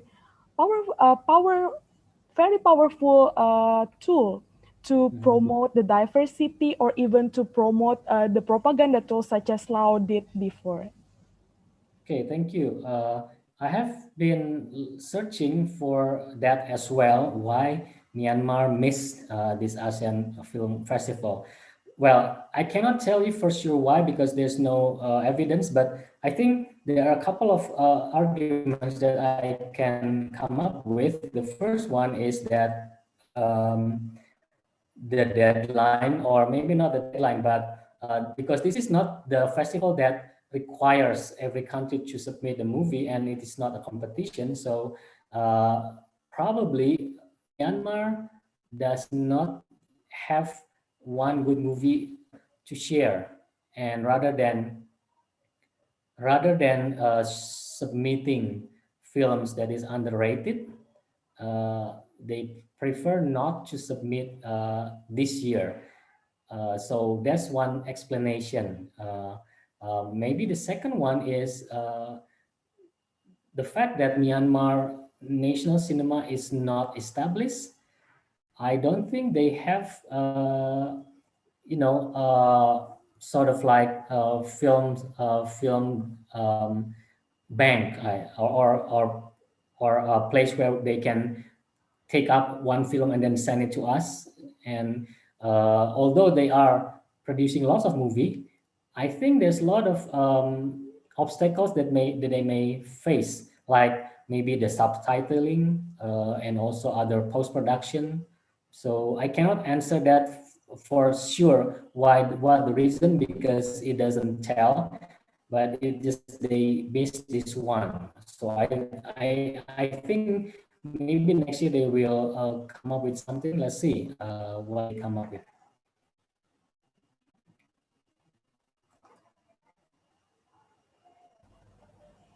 Halo Pak Anton. Yes, sorry. Okay. Did I? Yeah, I mean, I cannot tell you for sure why, but maybe there are some couple of reasons, and let's see what they will bring next year. Okay. So I think the end of our discussion, Pak Anton. Thank you very much for sharing us very fruitful discussion with all the participants here. Now we end our session for today. Hello MCs. I'm going back to the MCs for maybe for photo session. Thank you, Pak Anton.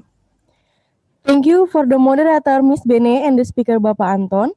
Sebelum berlanjut ke acara selanjutnya, kita akan berfoto bersama. Untuk Miss Bene, Bapak Anton, dan seluruh partisipan dimohon untuk membuka kameranya masing-masing sebagai dokumentasi panitia ASEAN Week 2020.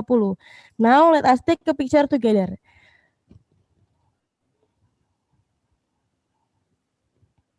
Satu, dua, tiga.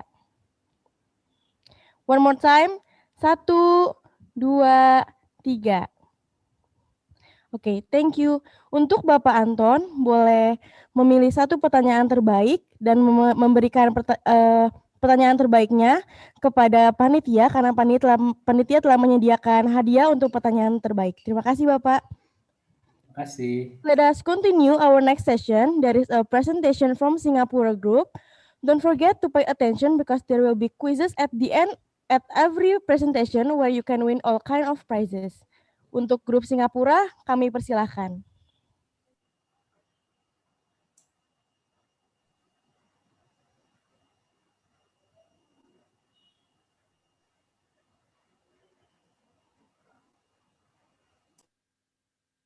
Assalamualaikum warahmatullahi wabarakatuh. Shalom, Om Swastiastu, Namo Buddhaya. Welcome to ASEAN Week 2020. We are from Singapore Group. Before we start our presentation today, I Muftiari Ditama as a leader of group want to introduce my member name. My first member is Indah Sari Simanung Khalid, and the second is Sarah Siti Rahayu. The third is Michelle Angela Safira. The fourth is Cindy Novelia. The fifth is Daniel Melano. The sixth is Friska Teresia Malal. And the last one is Floristica Apraluya Flagasia. For this moment, all of Singapore members wearing batik. This shows that we still want to preserve the culture where we were born, in Indonesia. Even though we will sharing all about Singapore in this presentation today. And now, let's begin. Okay, thank you. My name is Friska, so I'm going to present about the story of the country name. First, origin of Singapore name. Singapore get its name in a very unique way. At that time, the founder of Singapore from Sriwijaya named Sangnila Utama visited the island and heard the voice of Amun. It was supposed to be the lion's voice until it was named Singapore. In fact, according to research, there is never a lion that has a natural habitat in Singapore. Next, Singapore etymology. The word Singapore comes from the Malay Palembang meaning lion city, which is derived from Sanskrit. Lion comes from the word Sima, which means lion, while Pura in Sanskrit means city. The name was invented by the Chola kingdom of Indian origin which used Tamil, but they preferred Sanskrit to the name of the kingdom. Although there is a word lion, but recent research show that no lion ever lived there. It is possible that the creature seen by Sangnila Utama, the founder of Singapore in the 13th century, was a tiger. Next, Japanese giving name. Singapore also received another nickname during World War II, namely Shunanto. The term has a rather poetic meaning, namely light from the south, due to its location in the southern part of Japan. However, this name has not been mentioned since Japan left Singapore. Singapore's name change is closely related to its location on the trade route. So the last one is the name given to the Chinese traveler. Long before that, Singapore was often referred to as Pulau Chang by Chinese travelers, which mean Pulau Ujung. This is because of its location at the tip of the Malaysian peninsula. In the Malaysian language itself, Pulau Chang is called Pulau Ujung. Okay, that's all about the story of the country name. So the next will be presented by Mr. Mufti. Thank you, Friska. And now back to me, Mufti Arya Dutama, and I'm going to share about Singapore physical geography. As we know, the location of Singapore is on Southeastern Asia, the island between Malaysia and Indonesia. The area total was 692.7 square kilometer. The area comparative is slightly more than 3.5 times the size of Washington. The climate is tropical, hot, humid, and rainy. The terrain, lowland and natural reserve. The elevation is the lowest point Singapore straight at 0 meter, and the highest point is Bukit Timah. The natural resource is fish and deep water sports. Now, this is the map of Singapore. Thank you for your attention, and the next slide will be read by Cindy. So now we are moving on to slide the government of Singapore. Singapore title of the head of government is the Prime Minister. Next to the flag description, you can see the flag description in the picture. Flag of Singapore consists of two horizontal halves, red above white. In the upper left corner, a white crescent moon and 5 white stars form circle. So next to the President of Singapore, the current president is Halimah Yacob. Next to the Singapore Independence Day is celebrated every year on August 9. So next to the Singapore national anthem, the national anthem of Singapore is Majulah Singapura. Then the currency of Singapore is Singapore dollar. You can see the dollar in the picture.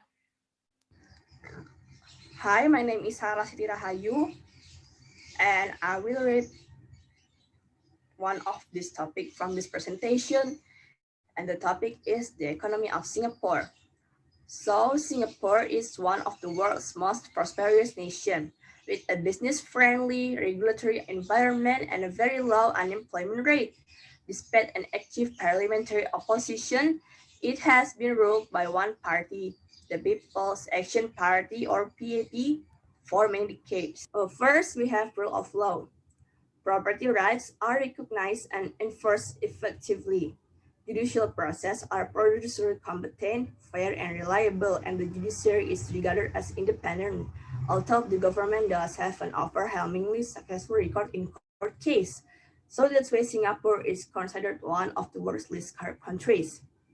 Number two, we have government size.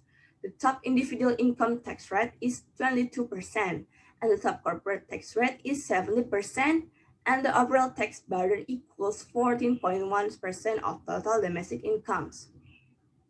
Government spending has amounted to 70.2% of the country's output or GDP over the past 3 years. Number three, we have regulatory efficiency. Singapore is consistently ranked as one of the world's most business-friendly countries. In 2019, the government introduced measures to decrease the ratio of foreign workers to local employees. Number four, we have open markets. The total value of export and import of goods and services equal 326.2% of GDP. The average applicable tariff rate is 0.1% and 182 non-tariff measures are in force. Foreign and domestic businessmen are treated equally under the law, and the sophisticated financial sector is robust and the number of foreign banks in the market has really increased. So that's all from me. Thank you for your attention, and the next presentation will be read by Michelle. Hi, my name is Michelle. Now I want to explain about official language of Singapore. According to the Constitution of Singapore, the national language of Singapore is Malay, which plays a symbolic role as Malays are constitutionally recognized as the indigenous people of Singapore. According to the Constitution for commonly used language of Singapore are English, Chinese, Malay, and Tamil.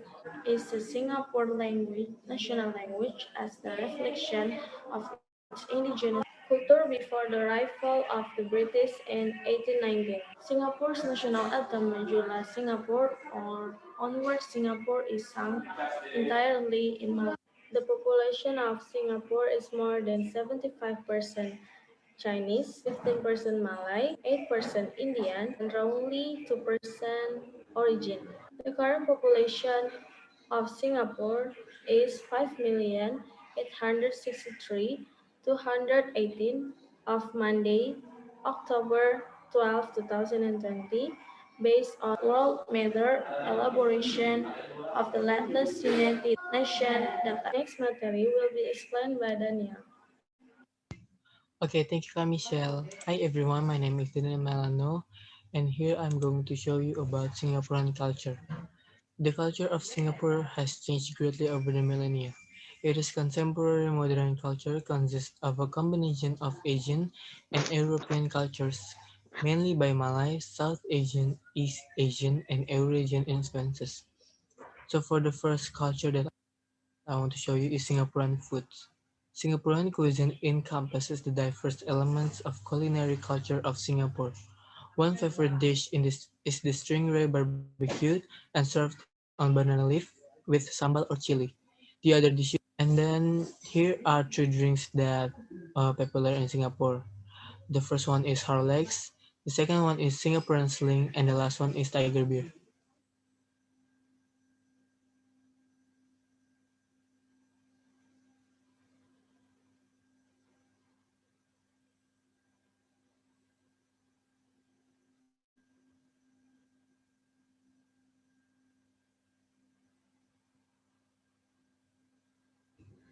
Hi, my name is Sarasti Rahayu, and I will explain the demonym.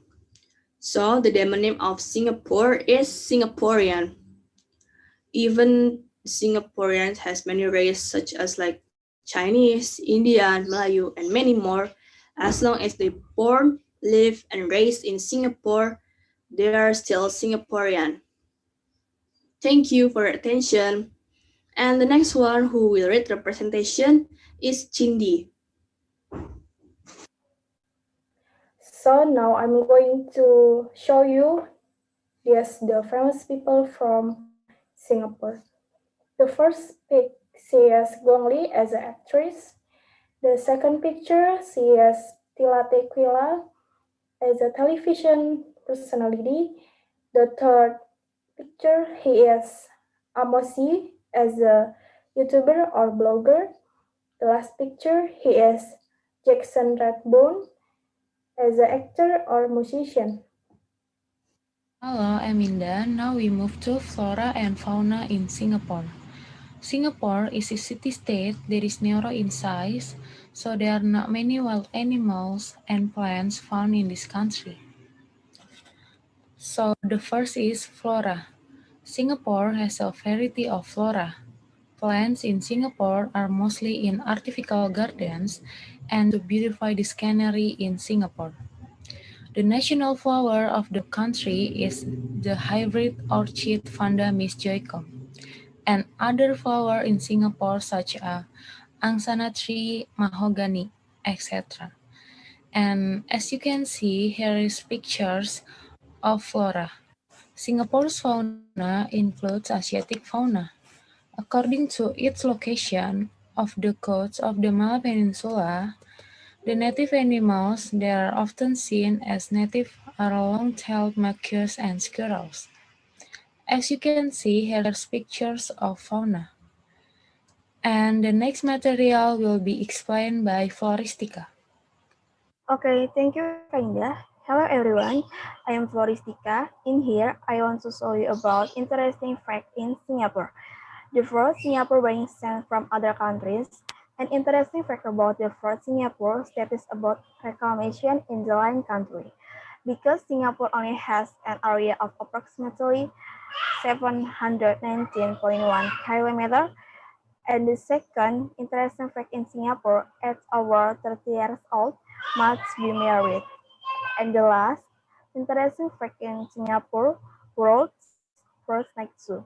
And the next, I will give opportunity to Kasara. Thank you. Okay, so the last one we have the possible audio samples that relate to Singapore. So the first one is the example of national anthem of Singapore.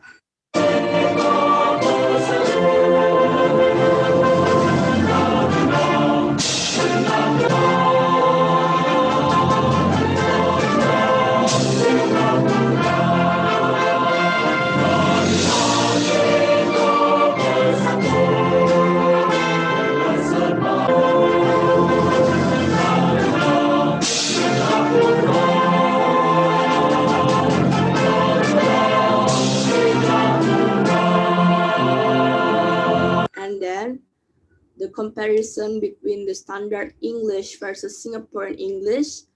I think it was you who did it. You then lah. Say people, say yourself. Excuse me, teacher, I have a question. Ch. And the third is the audio samples from native animal from Singapore. Thank you.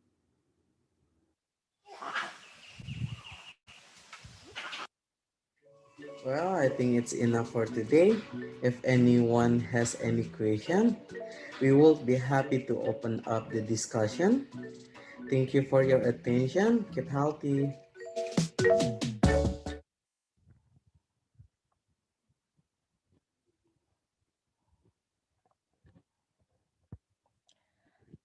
Now we call the representative from Singapore to deliver quizzes.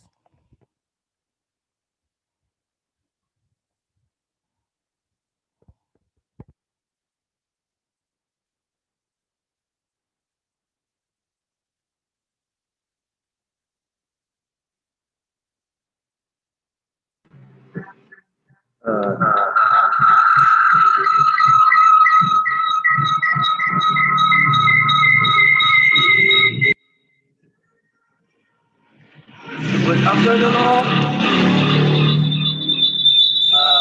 I'm Muftiara Dutama as a leader of group. We have many questions that you can answer faster. Fastly. For now, let's start with the first question. The first question is The name of Singapore comes from its former name Singapura, which is a Sanskrit word that means what? In bahasa Singapura itu berasal dari bahasa Sanskerta yang awalnya itu Singapura. Apa artinya?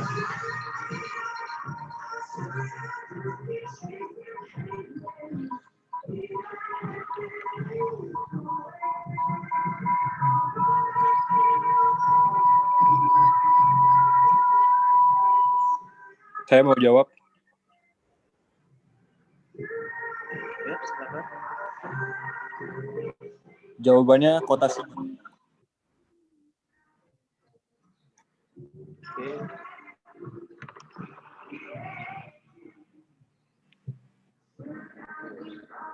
We got the two answer.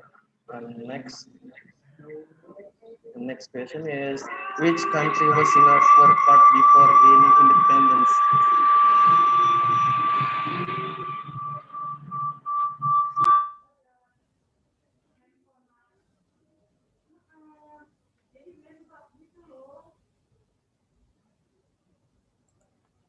Mufti, you are muted. Dibuka dulu speakernya, mikrofonnya dibuka. Ya.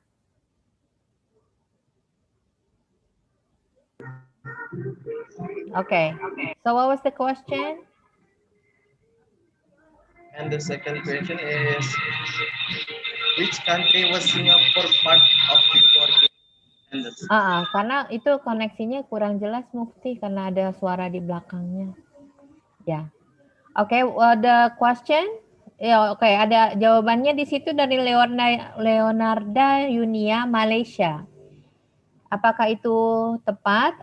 Pertama itu yang menjawab adalah Gracia Aswita. Panitia tolong dicatat ya. Question number 3, Mutri, do you still have another question? Yes. Yes, what's the question? The next question. Who is the president of Singapore now? Oke, di mute ya Mufti karena kalau lagi nggak dipakai di mute aja. The president. Okay, we have answer di sini from Kalara Natalia Halima Yakob. Is that right? Is that true? Yes. Okay. Another question, number 4. Is there a number 4? Where is Singapore located in the world? Oke, di mute langsung ya Mufti kalau udah lagi nggak dipakai. Where is Singapore located in the world? Ya, any answer? Lokasi Singapura di dunia itu di sebelah mana? Yes. Posisi. From Iman Setia, Asia. From Josephine, Southeast Asia. Yang mana? Yes. Right.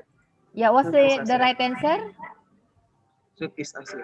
Southeast Asia. So, okay, thank you. Number 5. Question number 5. Ada? What is the religion majority in Singapore? Okay, what's the religion in Singapore? Majority ya, mayoritas. The majority, region of the agama mayoritas di Singapura. Okay. Putri Aliza, sebentar ini bergerak ya. Buddhist, Pinakat Molama, Christian, Iman Setia, Islam. Which one? What's the answer, Mufti? Buddhist. Okay. Buddhist. Yes. You only have 5 question atau more? 5. Yes, we do. 5. Okay, thank you. Thank you very much. Yeah.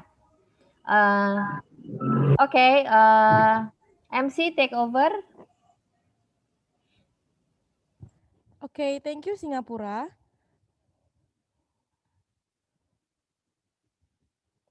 Dan sekarang akan ada performance dari Kak Jenny. Kami persilahkan.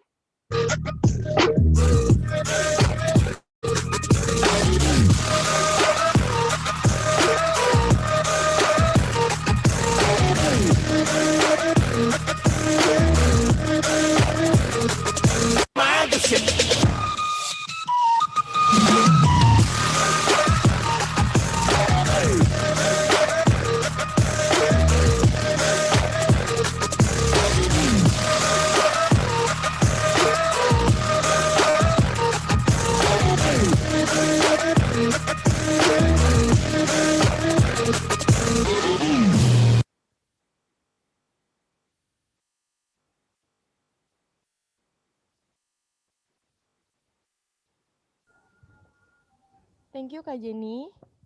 Sekarang kami persilakan Mem Susan untuk take over. Okay. Ladies and gentlemen, thank you for bearing with us. We are now coming to the end of our 5-day program, ASEAN Week 2020. Okay. So I'm going to give a short summary of what we have had these 5 days. We have several lecturers, yeah. We have our friend from Ateneo de Manila University, the Philippines, with ASEAN identity as becoming archipelago, roots and routes through global flows. So in this presentation, Francis talks about the need to have a rooted identity to be able to face the routes or the global flows that coming our way. And then this is continued by Bapak Manaka Budiman. He presented a lecture titled "We Import Our Culture." So in that presentation, he stated that the peoples in Southeast Asia don't actually have their original or authentic identity. Okay, our religion, our food, and so on and so forth, they come from different influences. The next day, witness literature and identity from Bapak Tatang Iskarna, also talking about how we can find the identity from works of literature. He gave an example of a poetry from Indonesian about a migrant worker. And the next is a proposal about birthing a hybrid identity in Uki by Susan Sitohang. In this paper, she also proposes the awakening of the local and expanding the global identity, mixing the global and the local into one hybrid identity, which is called Uki identity. Wednesday, the third day, witnessed the presentation of Mika Wijaya Saragi, explaining to us the concept of belonging in identity formation and the concept of home. This is continued by a group of presenters, Susan, Bene, and Francis Solano from Ateneo de Manila, talking about reflections drawn from a novel by Leila Escudori titled Pulang. This is about the two events in Indonesian history, the 1965 coup by PKI and the 1998 the overthrown the end of the new era or the new order. And then yesterday on November 5th 2020, we have Romo Setio Wibowo from STF Triyakarya talking about how Indonesians are subject kosong or empty subjects, having no identity. That is his assumption, which is quite shocking maybe for some of us. And then Ramon Guillermo talk about Ki Hajar Dewantoro's thoughts on Philippine culture. And today we have, I don't know, sorry, siapa yang hari ini?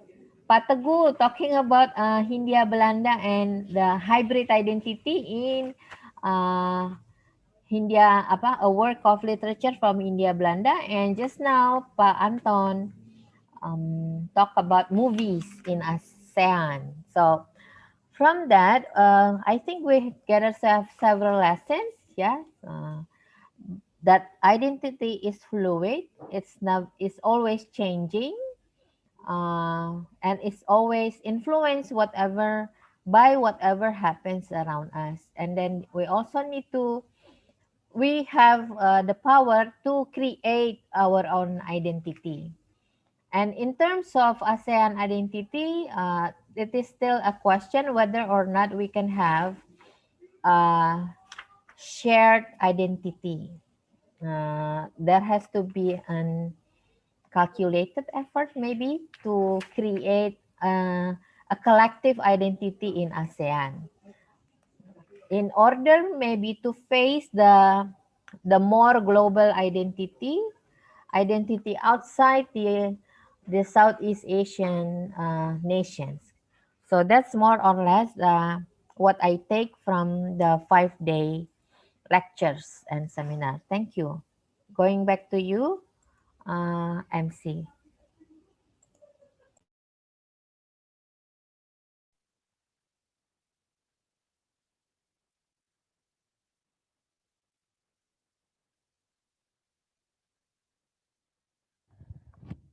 Terima kasih Ma'am Susan. Dan sekarang kami akan manggil Kak Gebi untuk memberikan sepatah dua kata kata. Kami persilakan.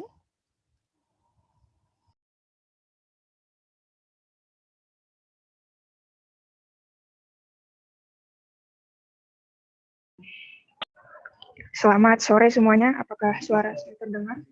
Masih di mute? Ya, sudah, Gaby. Sudah terdengar ya? Oke. Saya selaku Ketua Panitia ASEAN 2020 ingin mengucapkan terima kasih kepada hingga Kusara Farimber. Terima kasih kepada Bapak Rektor UKI, Dr. Daniswara Kaharjono, SHMH MBA, beserta jajarannya. Terima kasih juga kepada Dekan Fakultas Sastra, yaitu Mem Susan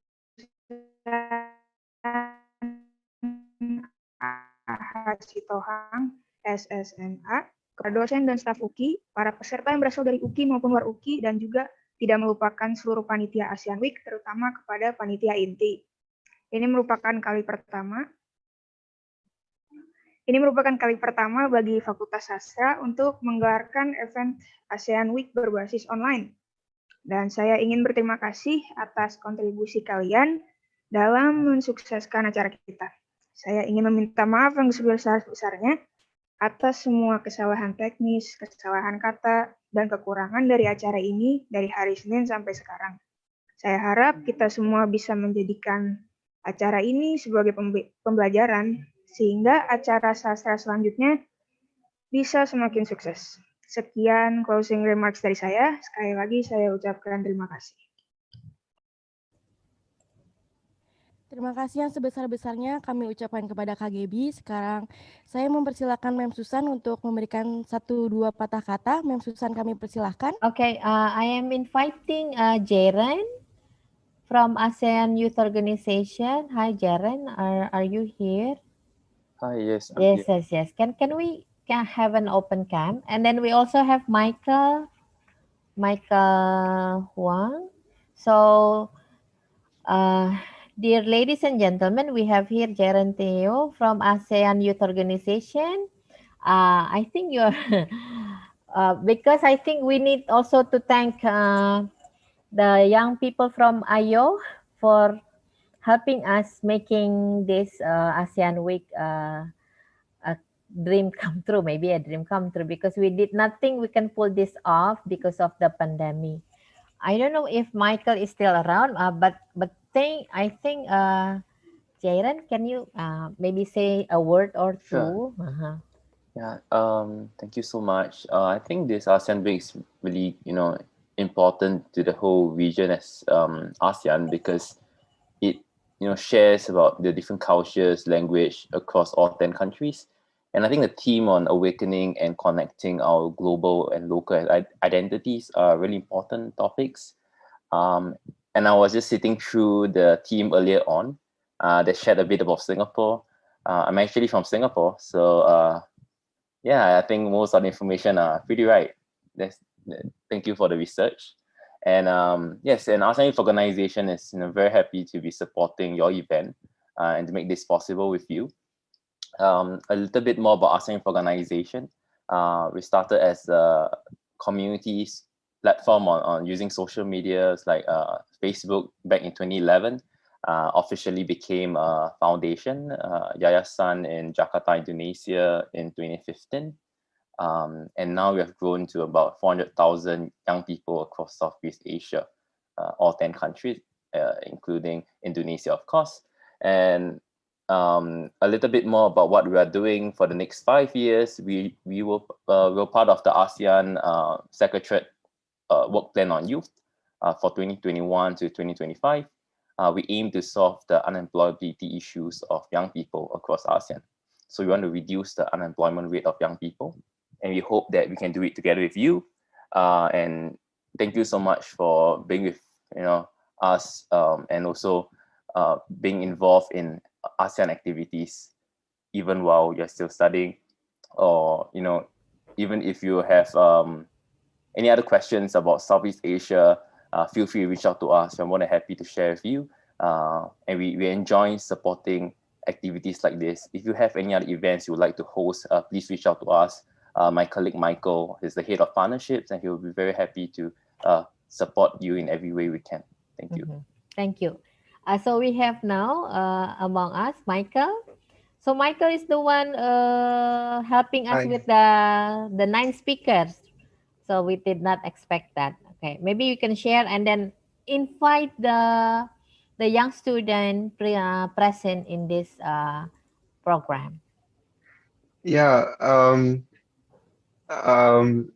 actually, all the things I would say was actually said by Jared already. So, maybe I would just like to invite the students to, yeah, give contribution to all of the ASEAN community. Really, we really need that, especially from the youth, because this may sound mainstream, but we are the next generation, so we will be the leaders of the next generation. So yeah, that's Okay. all I think. Thank you so much. So we thank you, and we are looking forward to our next collaboration. So thank you for everything, Michael and Jaren. And we do hope that this has been an annual program for 6 months, 6 months, 6 years now, kurang lebih begitu. And Ayo has been involved for maybe 5. So starting with Sanjaya Mulia giving us a talk at that time, and that was the start of our collaboration. So again, thank you very much. You are welcome to stay for the closing. Thank you. Going back to you, Panitia.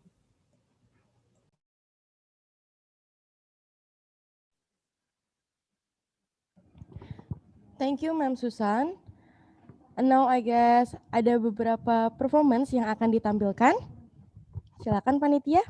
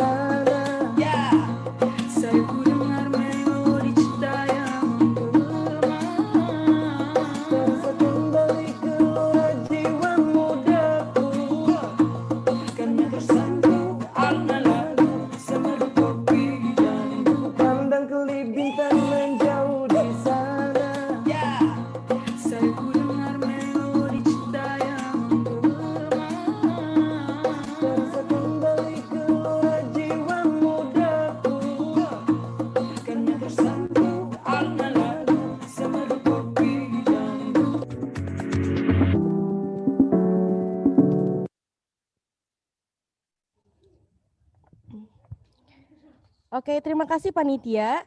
Dan sekarang adalah saat yang kita tunggu-tunggu, yaitu door prize. Kita akan memilih satu nama. Apa berapa nama ya? Banyak ya? Nah, kalian lebih baik siap-siap karena kita akan memulai memilih nama secara acak. Panitia dipersilahkan.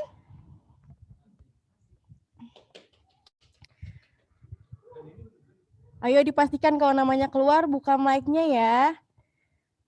Siapa nih?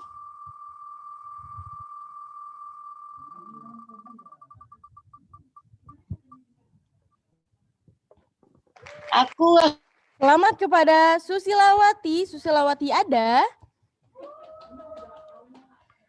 Susilawati 1. Susilawati 2. Susilawati 3. Sayang sekali gugur. Boleh panitia kita putar lagi?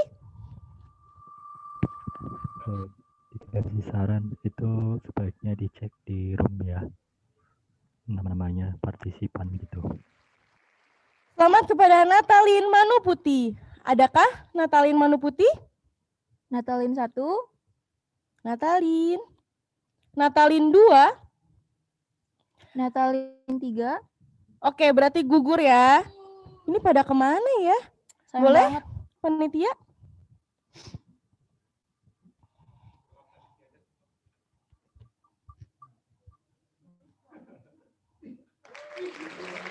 Selamat kepada Miss Mika Wijaya Saragi. Miss Mika.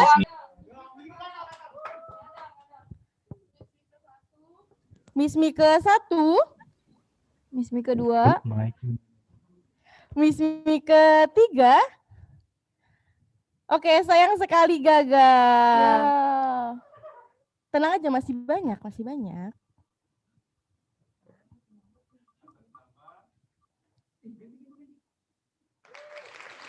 Selamat kepada Juli Mawati Sinaga. Adakah Juli? Juli 1. Juli 2. Saya. Halo Juli. Selamat ya, boleh di screenshot dulu. Saya.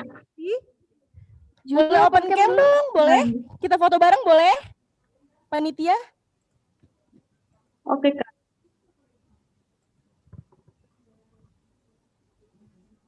Juli dari mana Juli? Samosir, Sumatera Utara. Oke, kamu anak Huki kah? Anak Huki dari mana? Dari Universitas Bengkulu. Ah, I Juli rajin kayaknya ya, setiap hari ikut. Thank you. Oke Juli, terima kasih. Selamat ya.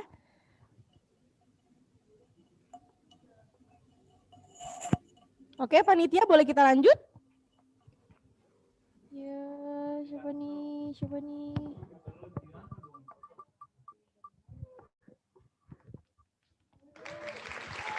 Selamat kepada Tommy. Adakah Tommy? Tommy 1. Halo, iya halo. Halo. Santai Halo, Bang. ya. Terima menang. Halo Bang Tommy, dari mana? Iya dari Fakultas Sastra. Bang Tommy sekarang ada di mana nih? Dia di asrama ini. Oh, oke. Oh, Bang Tommy udah Nggak perlu hidupin kamera kan ya? Bagaimana perasaan Bang Tommy bisa jadi pemenang? Ya pastinya senang lah. Senang Bang Tommy udah banget. ikut ASEAN Week dari hari pertama ya Bang? Iyalah. Menurut Abang ASEAN Week ini acaranya bagaimana? Acaranya ya bagus sih, seru karena banyak hal-hal baru kayak ada game, ada Keren ya. ya ada hal-hal barulah, dance, banyak siapa, Bang? dance, video, short video ya. Pembicara favoritnya Bang Tommy siapa Bang?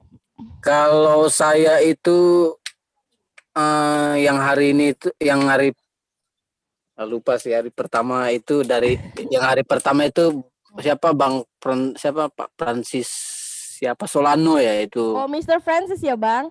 Ya, ya Oke, tenang terima sekali kasih ya Bang, dia. boleh di screenshot ya Bang? Oke, yuk. Oke, selamat. Yuk. Ya, boleh kita lanjut? Oke.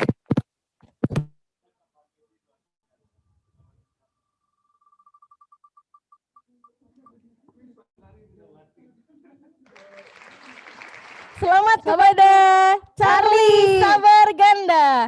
Charlie. Charlie 1. Charlie 2. Charlie 3. Charlie nggak ada ya? Oke, berarti gugur ya? Ya, sayang Charlie. banget. Coba kita lihat lagi. Siapa ya?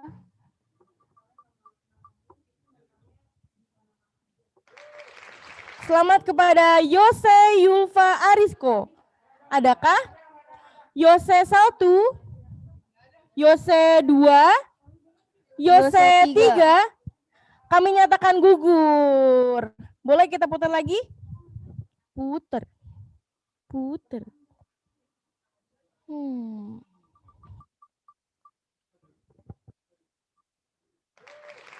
Selamat kepada Sebastian Vito Pujo Prakoso. Adakah Sebastian 1, Sebastian 2, Sebastian 3, Sebastian? Kami nyatakan gagal. Ya, tidak ada ya, sayang sekali. banget.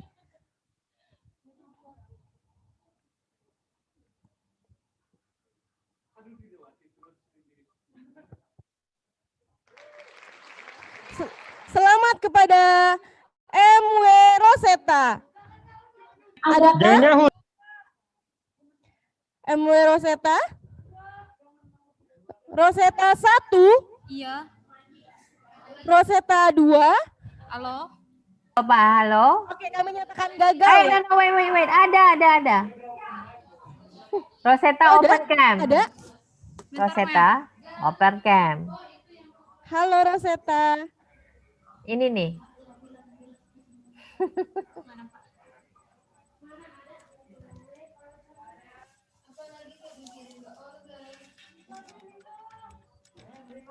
Halo? Ada itu. Oke, selamat Rosetta. Boleh di screenshot ya untuk buktinya. Ditanya lagi, MC. MC. Ada lagi? Siapa tahu ada yang mau dikatakan. Rosetta dari mana, Rosetta? Kak Rosetta. Fakultas Sastra. Kak Rosetta. Oh, Kak Rosetta, maaf. Kak Rosetta dari mana? Fakultas Sastra. Kak Rosetta sekarang ada di mana nih, Kak? Di asrama. Oh, bagaimana menurut Kak Rosetta acara ini dari awal sampai sekarang? Menurut aku sih asik gitu, menyenangkan. Banyak materi yang kita nggak ketahui jadi diketahui. Materi apa yang favorit, Rosetta? Materi sama apa ya?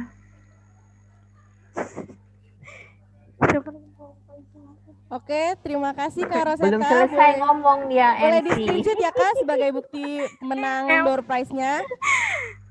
Ini sudah ya? Sudah 3 pemenang. Oke, selamat kepada ketiga pemenang. Nanti akan ada nomor yang akan dihubungi. Jadi pemenang harap memperhatikan chat box. Dan sekarang kami akan menyebutkan pemenang dari pertanyaan yang ada di kuis presentasi. Untuk presentasi yang Singapura dulu ya. Yang Singapura, pertama selamat kepada Manda, Gracia, ada Kalara, Ios, dan Aliza. Untuk negara Laos, ada Iman, Setia Hareva, Dora Sinambela, Kalara, Tirza, dan Elivera. Selamat kepada semua pemenang. Nanti bisa menghubungi panitia yang akan ada nomornya di dalam kolom chat box.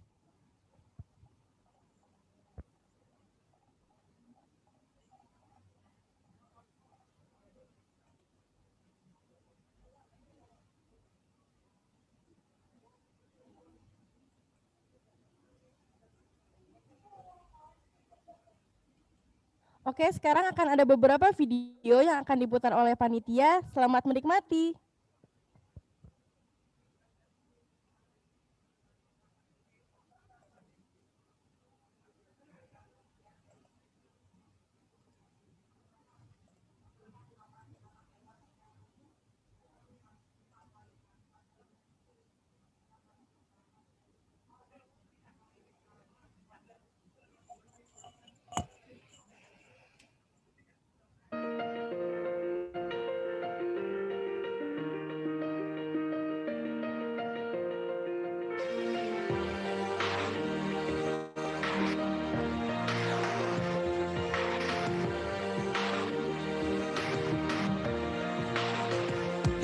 can be the greatest, you can be the best. You can be the King Kong banging on your chest. You can beat the world, you can beat the war. You can talk to God, go banging on his door. You can throw your hands up, you can beat the clock. You can move a mountain, you can break rocks.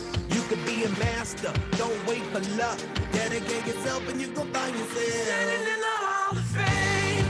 Yeah. And the world's gonna know your name. Yeah. 'Cause you burn with the brightest flame. Yeah. And the world's gonna know your name. Yeah. And you'll be on the wall to the Hall of Fame. You can go the distance, you can run the mile. You can walk straight through hell with a smile. You could be the hero, you can get the gold. Breaking all the records they thought never could be broke. Yeah, do it for your people, do it for your pride. And you're never gonna know if you never even try. Do it for your country, do it for your name. 'Cause there's gonna be a day when you're standing in the Hall of Fame. Yeah. And the world's gonna know your name. Yeah. 'Cause you burn with the brightest flame. Yeah. And the world's gonna know your name. Yeah. And you'll be on the wall to the Hall of Fame. Champion hanging on his wall. You can throw your hands up, you can beat the clock. You can move a mountain, you can break rocks. You can be a master, don't wait for luck. Dedicate yourself and you can find yourself standing in the Hall of Fame.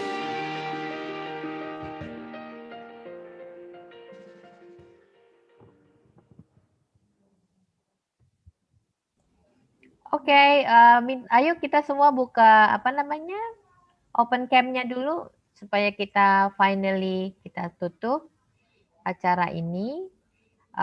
Dan saya rasa ada doa ya, MC ada doa. Oke, jadi kita open dulu cam-nya, terutama panitia nih, udah 5 hari ya.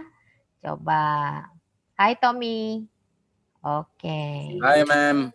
Ayo, kita fotoan lagi untuk panitia dan ini yang terakhir sekali ya, because after this we're going to ya kakak-kakaknya juga kalau mau kasih apresiasi terhadap kerja keras 2019 dan 2020 dengan segala dengan segala susah payah kita dengan keterbatasan untuk bergerak. Ya, siapa yang pimpin fotonya? Silakan. Panitia jangan lupa, Niel, siapa yang memoto? Gimana cara fotonya? Terus perlu Kak? Okay. Mage, Utet, Bene, gimana? Adakah ucapan-ucapan apa gitu yang bisa kita rekam? Anyway, udah foto dulu ya. Ya, siapa yang mau itu? Oke, mari kita berfoto bersama. Saya hitung sama-sama ya. 1, 2, 3. Oke, sekali lagi gaya bebas, gaya bebas. 1, 2, 3. Ya, kita tepuk tangan buat diri kita sendiri semuanya. Oke. Jadi kita tutup dengan doa ya, silakan. Siapa yang berdoa dijadwalkan berdoa? Sebelum kami menutup acara pada hari ini, diminta dengan kasih Kak Yosepin untuk memimpin kita dalam doa penutup. Kami persilahkan.